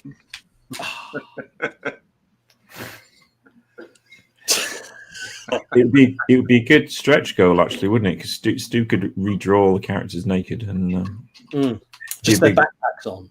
A big chunk of work, but just their backpacks on. That'd be quite interesting. But for Flashman, we should maybe think about it. Yeah, that'd be quite interesting. I'll tell you what would be good. It would save some palette colours. So just get rid of the pink on Ramona and just have her. Just all we need is the greys and the skin tones, and we're laughing. Two colours for the hair. That worked well. But you might have to go for a different age rating then. Yeah, probably. Yeah. Or we'll just have another sprite over, like saying censored in pixel art. Be a whole new genre, wouldn't it? Yeah. Yeah, it would actually.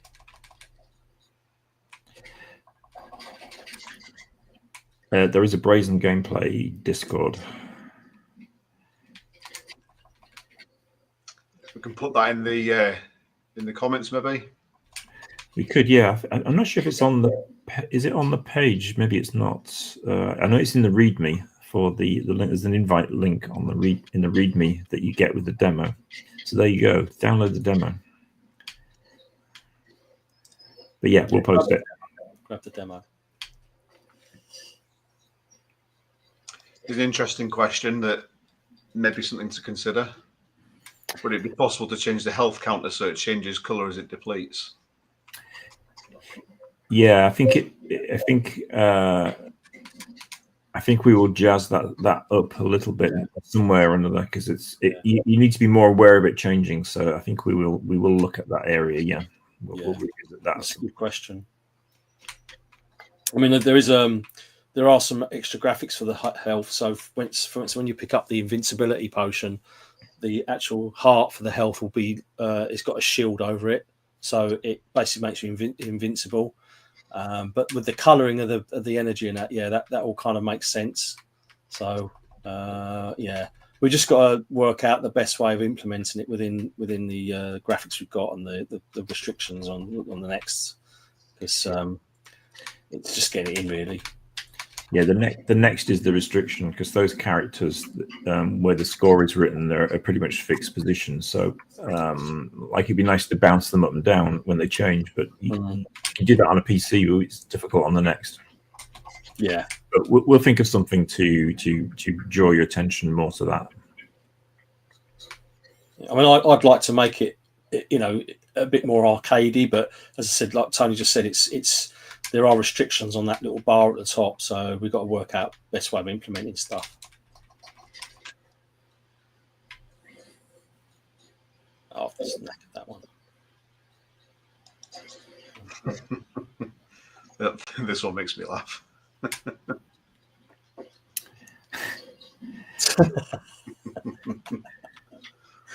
Well, I'm just leaning to the Windows machine, which just got the YouTube open on it, so that's when I do it.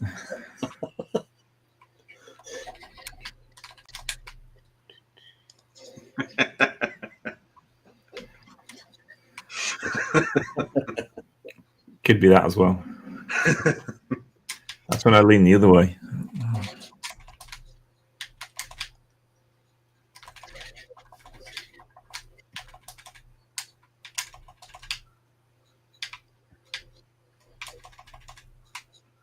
Some more praise. Oh, cheers, Arthur. Right, let's get them out. There we go. I'll let one of you guys try to pronounce that.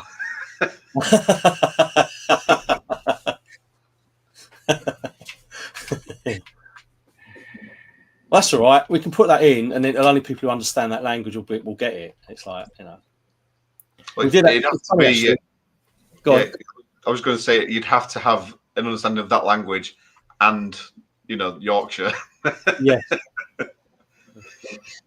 We were talking a while ago about having the high score table in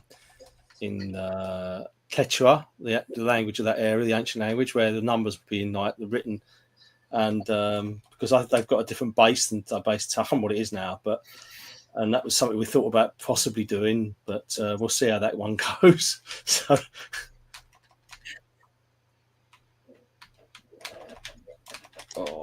get there. That's it.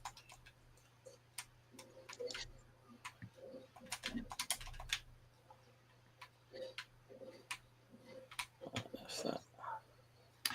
To answer Flashman asking for programming talk, yeah, the trials and tribulations. I think for me on the next, the hardest bit is dealing with bank switching and having to parcel everything up into 8K segments. And that's still giving me a lot of problems actually, because I didn't plan for it properly. So. That's a particular bugbear, so to speak.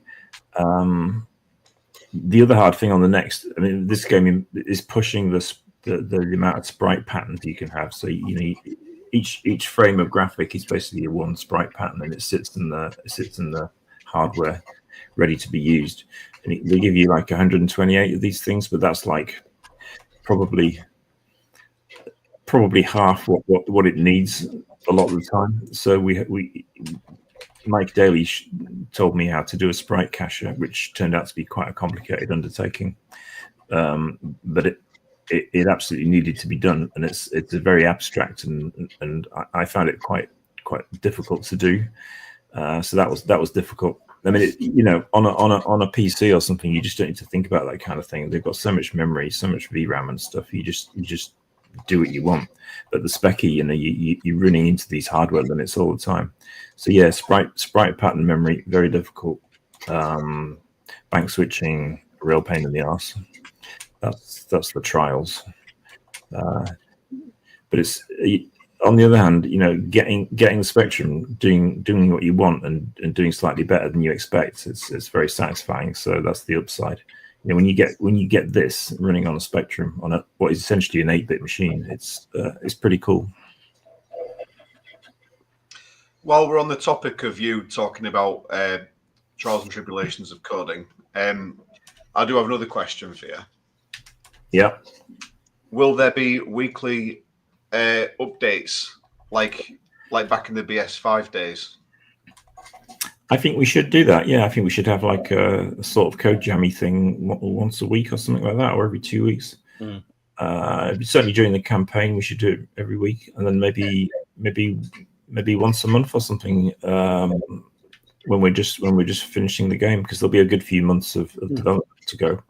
So yeah, I think we should. It's good to connect with people, and I mean the BS5 ones were really great. I found one on YouTube, and it was just really fun to watch it. Obviously, we had a lot more people there, so there was more people to rope into it. But I reckon me and Stu could do that. Yeah, definitely. Yeah, it'd be good fun. Yeah, I mean, I said earlier about doing possibly doing like a level editing stream or something, and people can just watch and talk to me while I'm doing it, and that might be quite a good thing to do. Yeah, I mean, even doing some of the graphics, drawing some of the graphics. Someone wants to watch me do the graphics. That's fine. I mean, the way I do my pixel art is I normally just have one hand on the keyboard and one hand on the mouse, and it just kind of just appears really. It's but I think definitely do some kind of something like that. Would be pretty cool. Got a question from Arthur. With the hardware limitations and games getting more complex, will multi-load for new graphics and levels become the norm in the future? I don't understand the question. Multi-load? I mean, this game actually sits in memory because this is a 2 meg next game. The whole thing will sit in memory at once. So you've got all this memory. You got this enormous 2 meg, which for an 8-bit machine, 2 meg is pretty big. So you can fit a lot of graphics in that, but they're not graphics that you can necessarily use all at once. So to actually use like these hardware sprites that you're seeing running around, like the player and the ghost and all the rest of it, they themselves come under lots of restrictions. So although you can store absolute tons of graphics in the amount of memory you've got, you can't necessarily use them all at the same time. That's the problem. So the game on a Spectrum is 1 unit, but within that there's an awful lot of dancing around to make it work. I'm not sure that answers the questions at all, but maybe it doesn't. He says it did. Okay. So I've got a follow-up question. So with it being all in memory, does that mean that you won't get many loading screens between levels and stuff like that? Will it be quite quick? There'll never be loading between levels. No, it'll be instantaneous. So I'll just show you. It'd be like this. So we're going from one map to another. That's what it'd be like through the whole game. Yeah, we're not going to speed that up. That's quite impressive, really, when you think about it, because this sort of game, traditionally you'd have loading screens while it was.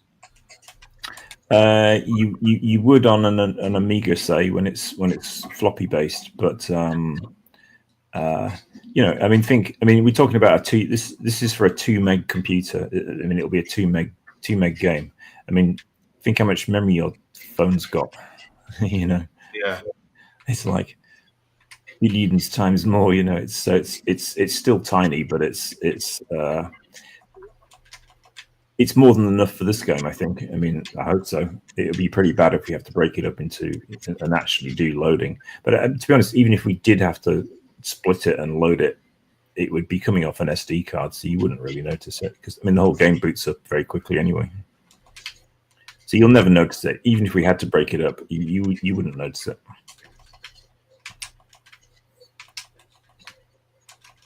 Another question, I think possibly for Stu, this one, when he's Yeah, go for it. Got the. You're waiting for me to die, aren't you? No. Will the floor collapsing stop baddies from crossing in the final release? Yes, it should do. Will it do it for ghosts as well then? Because presumably ghosts can float over. No, ghosts. I think. Well, we haven't implemented that yet, but I think ghosts won't be affected by it because they'll float. The ghosts are going to be removed from these earlier levels, and they're going to be appearing later, and we'll probably have them like floating about and just getting in the way, but they won't be like you see now. Put it that way. They'll be different. So they will test graphics go through walls. Sorry, will ghosts be able to go through walls? I wouldn't have thought so. They'll appear. I think they'll be generating from like cracks in walls and stuff. There'll be a generator for those, but they won't be going through walls. I wouldn't have thought so. Graham, have you ever seen a ghost walk through a wall? I've seen Casper. It's just made up. I've never seen a ghost, so although I've got an interesting story I could share with you if you want about my spooky experience when I was a child. Go on, then. So I think it's quite funny, but in hindsight, it's probably not. I don't know. When I was little, and this is showing my age because I am a little bit younger than you guys, just a tiny little bit. When I was little, I watched Ghostbusters 2. And for the first time, I remember watching it and being petrified of the slime coming out the bath. And that night, I went to the toilet, and I don't know why, but I looked down the plug hole in the sink, and I could see an eye looking up at me. I was looking to see if there's any slime there, and I could see an eye looking up at me. Oh, so wow. I leant in closer to see it, and the eye was getting bigger. It was my own reflection. It was me looking at my own eye. I leant in closer to look at it, and it was getting bigger. And then it was like in a little bubble in the plug hole, and it popped, and I fell off the sink and cracked my head. And for months, I was convinced it was like something living in the sink. And you've never been right since. Someone knocks to the noggin.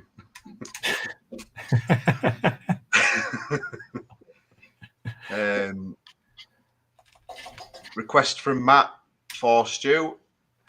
Please do a YouTube of you doing the graphics for the game. Yeah, I have been thinking about that for a while because I don't know if anyone saw my very, very long series on drawing the Amiga 1000, colouring that in on my YouTube channel, which was really more of a test than anything. But I have thought about doing it, and the reason I haven't is because I thought people would find it really boring just to sit me doing pixel art. But yeah, I'll give it a go. I mean,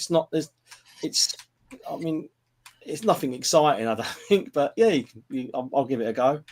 I think the level editing will probably be more exciting because I can do it where I can record my screen and have the game coming up while I'm doing it, so that you'll be able to see me editing a level and then putting it into the game, testing it, and going back. But having said that, I suppose really I'll be doing level graphics with that. So maybe that's the way to do it, incorporate into one thing. So it'll be the level graphics and then the level designs, testing it, and then going around in that kind of circular motion with each section. So yeah, let's do that. That'd be a good thing to do. Yeah, I'd watch that. I'd watch it. Yeah. I'm going to start an OnlyFans for that. Like and subscribe, Yeah, like and subscribe. A request to not use a micro SD. Have you thought about what type of SD card you're going to be using? The smallest we can possibly buy, as in memory. If we can find the full size ones, then yeah, we would do that. In theory, they would be very cheap. So because I mean, if you go on Amazon and try and buy the small, I mean, they're like 16 gig is the smallest one, and a couple of meg would do us. So we'll look around and see what we can find. I suppose the bigger the SD card in terms of size, the more able you are to put like a sticker on it and have it look nice. It should be big enough for that anyway. But I think what ZX Tetley is suggesting is that it's not the one with the. Let me show you. It's what they. It's not this sort with the tiny one that fits. So it's just this one. Now, if we can source them really small memory-wise, these ones, if we can source them, then we will use them.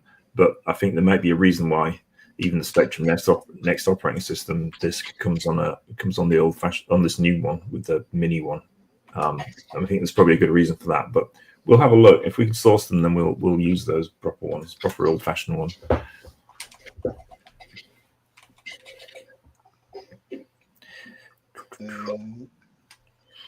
I like this comment. I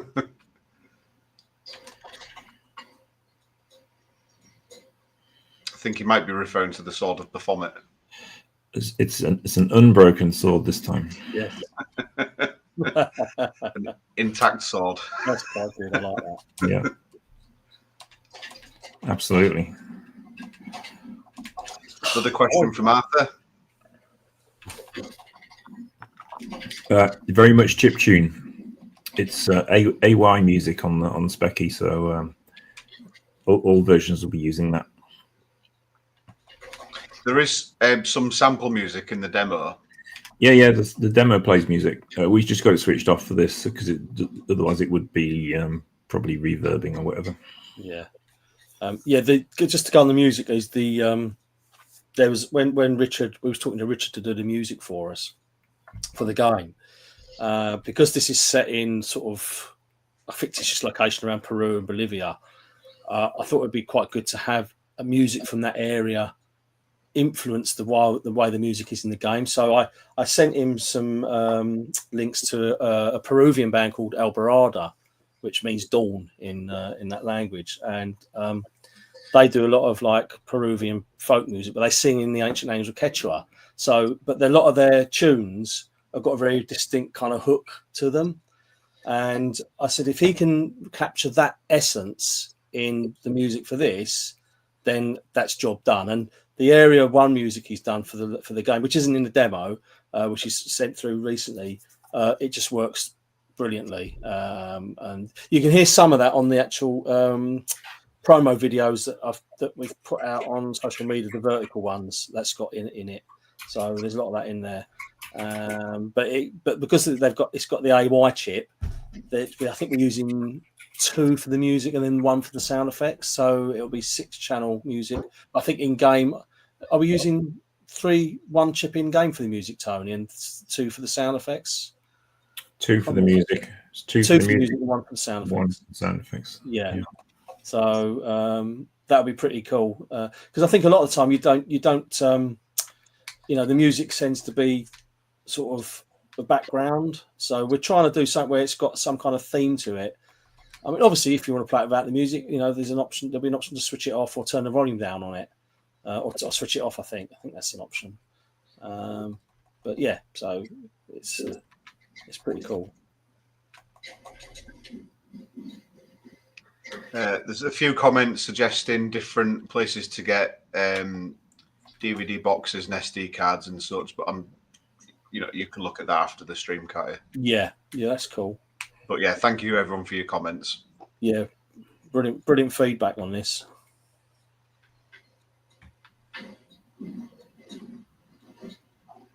We're currently at 132 backers with £6,826.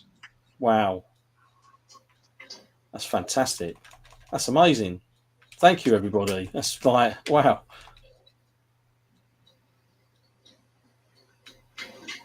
Yeah, it's really, really good. A very strong start. Was you expecting to get 6,000 straight away or at all? We hoped we would. Obviously, I think about these things is you just don't know what's going to happen. Yeah, I think so. I agree. I mean, when we took the game to Crash last year and demoed the earlier version for the first time. There's an element of like, well, what if one doesn't like it, or they think, oh, this is rubbish, or just doesn't. But it was the opposite, and it really took us back. That it was like, wow, we didn't realise that we'd hit on something which people really like. And I think really maybe it's down to the fact we're making this game for ourselves ultimately, because we want to make this sort of game. So if we enjoy playing it and we're putting stuff in that we want to see in it, and hopefully other people will share that view and like, and they'll get on board with us and enjoy the game with us.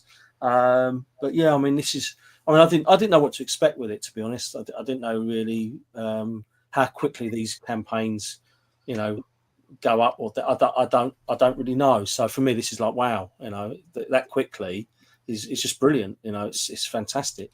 In fact, it's so fantastic, I'm going to eat this strawberry that I picked out of the garden on the way down to the studio today. So because it's been looking at me on my desk, so I'm going to eat that. I do get a bit eccentric sometimes, so that's not bad actually. It's quite nice. Yeah, not bad. So yeah, but yeah, it's weird. I mean, it's a weird thing. These things, you just don't know what to expect. So good though, very good.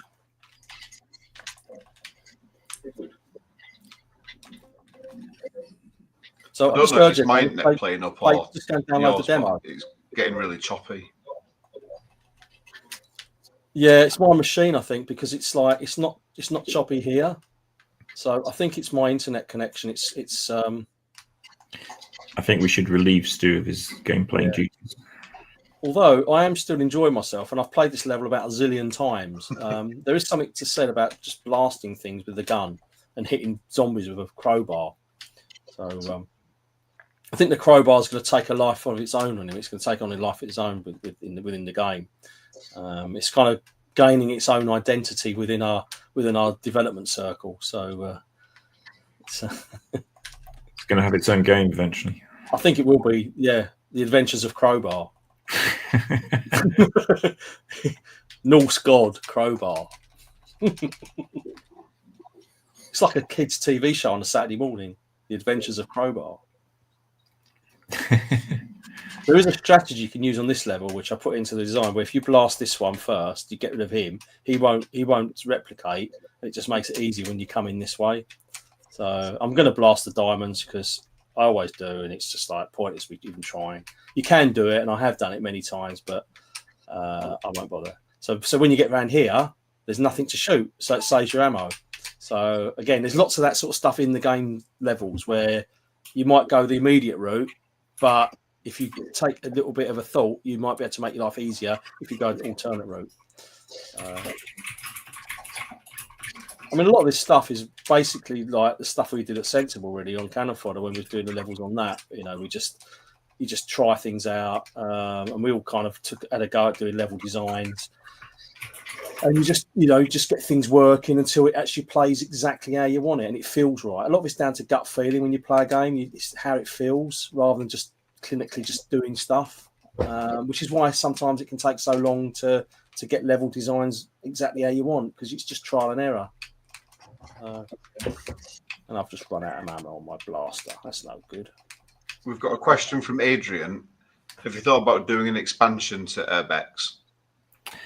Levels that could be purchased or added onto the main game? We're generally against DLCs just because they've been abused to such an extent by the corporate AAA games industry that we're sort of wary of ever been in a position where we have to say, hey, everyone, we've got a DLC coming out. I just don't want to do that. Like, the game will be the game. I think more likely is we'll just update the game every now and again, and there'll be a little extra bit that we thought balanced it out more, rather than cynically charging people for the rest of the game that they think they've already bought. I think it would be wrong on this game. Yeah, I agree. I think the game is self-contained, so once you go through it, and play all the levels, go back through again and play all the levels, that'll be it. As I said, with the secret artifact that will unlock levels within the game, which will be a code that you enter. So that'll unlock certain things within the game, but there won't be no DLC or anything like that. Tony said it's just we just don't believe in that, really. We don't. Follow-up question from Adrian. So will this game be complete then? I'm assuming. Yes, there is a sort of a final ending. It will lead on to the next one. Well, I'm not saying any more than that because I don't want to say too much. But yeah, I mean, it will conclude. So it'll be, and then you'll be, an ending, but it'll be open ending. so yeah, I mean, they escape. Yeah, they escape. So you've given the plot away now. You mean they don't perish at the hands of a pygmy zombie? They might do. How good you are at the game. Yeah. They only escape if they escape. If they escape, they may not escape. They may not escape.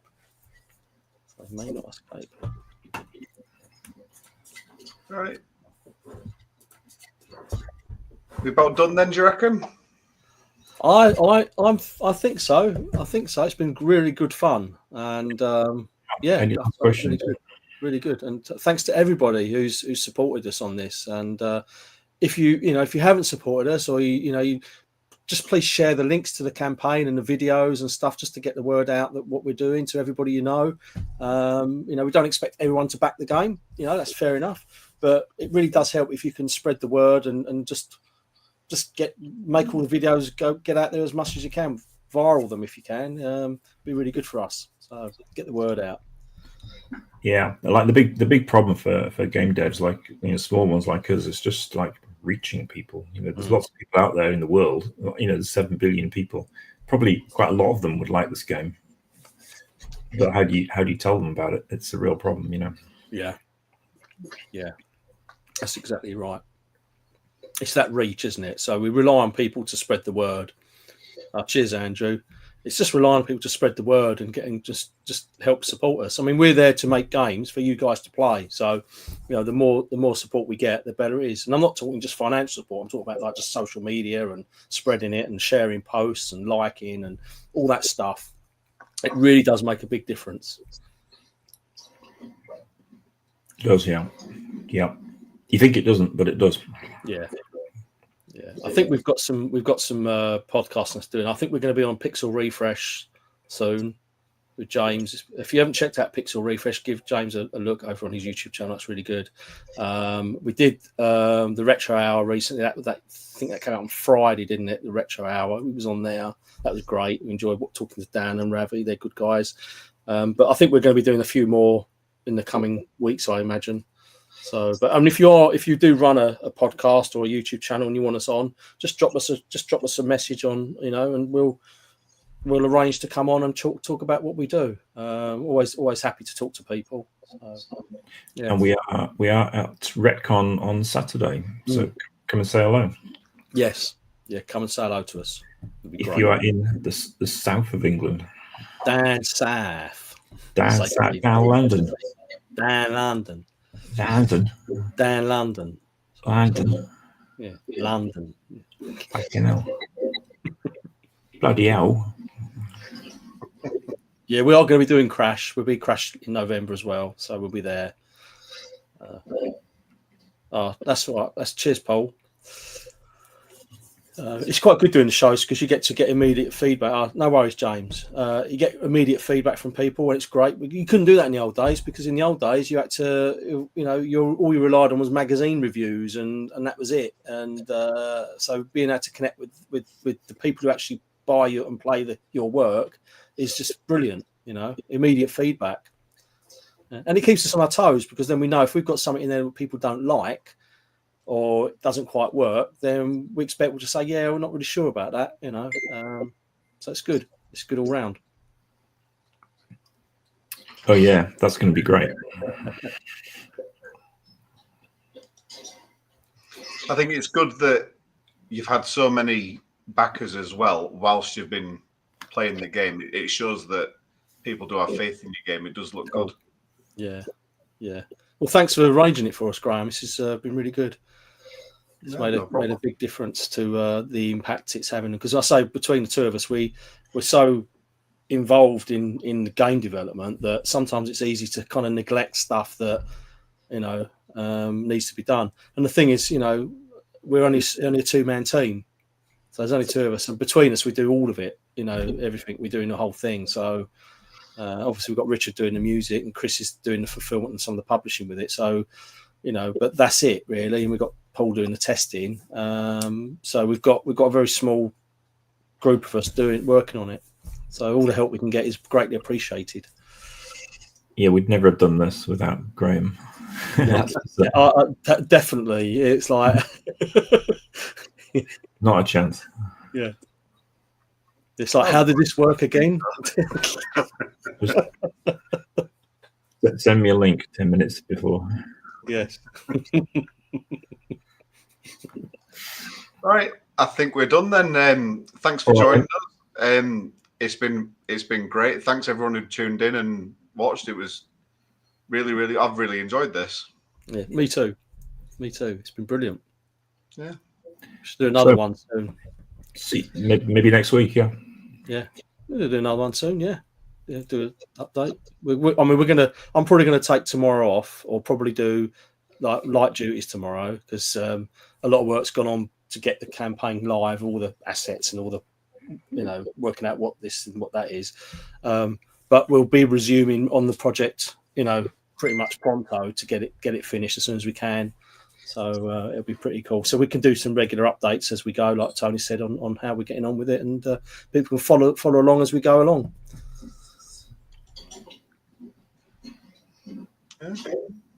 Right. Cool. Thank you, Ray. Nice one. Play that down. Yeah. Right. I'll see you all soon. Cheers. Okay. Cheers, everyone. Thanks, everybody. Cheers.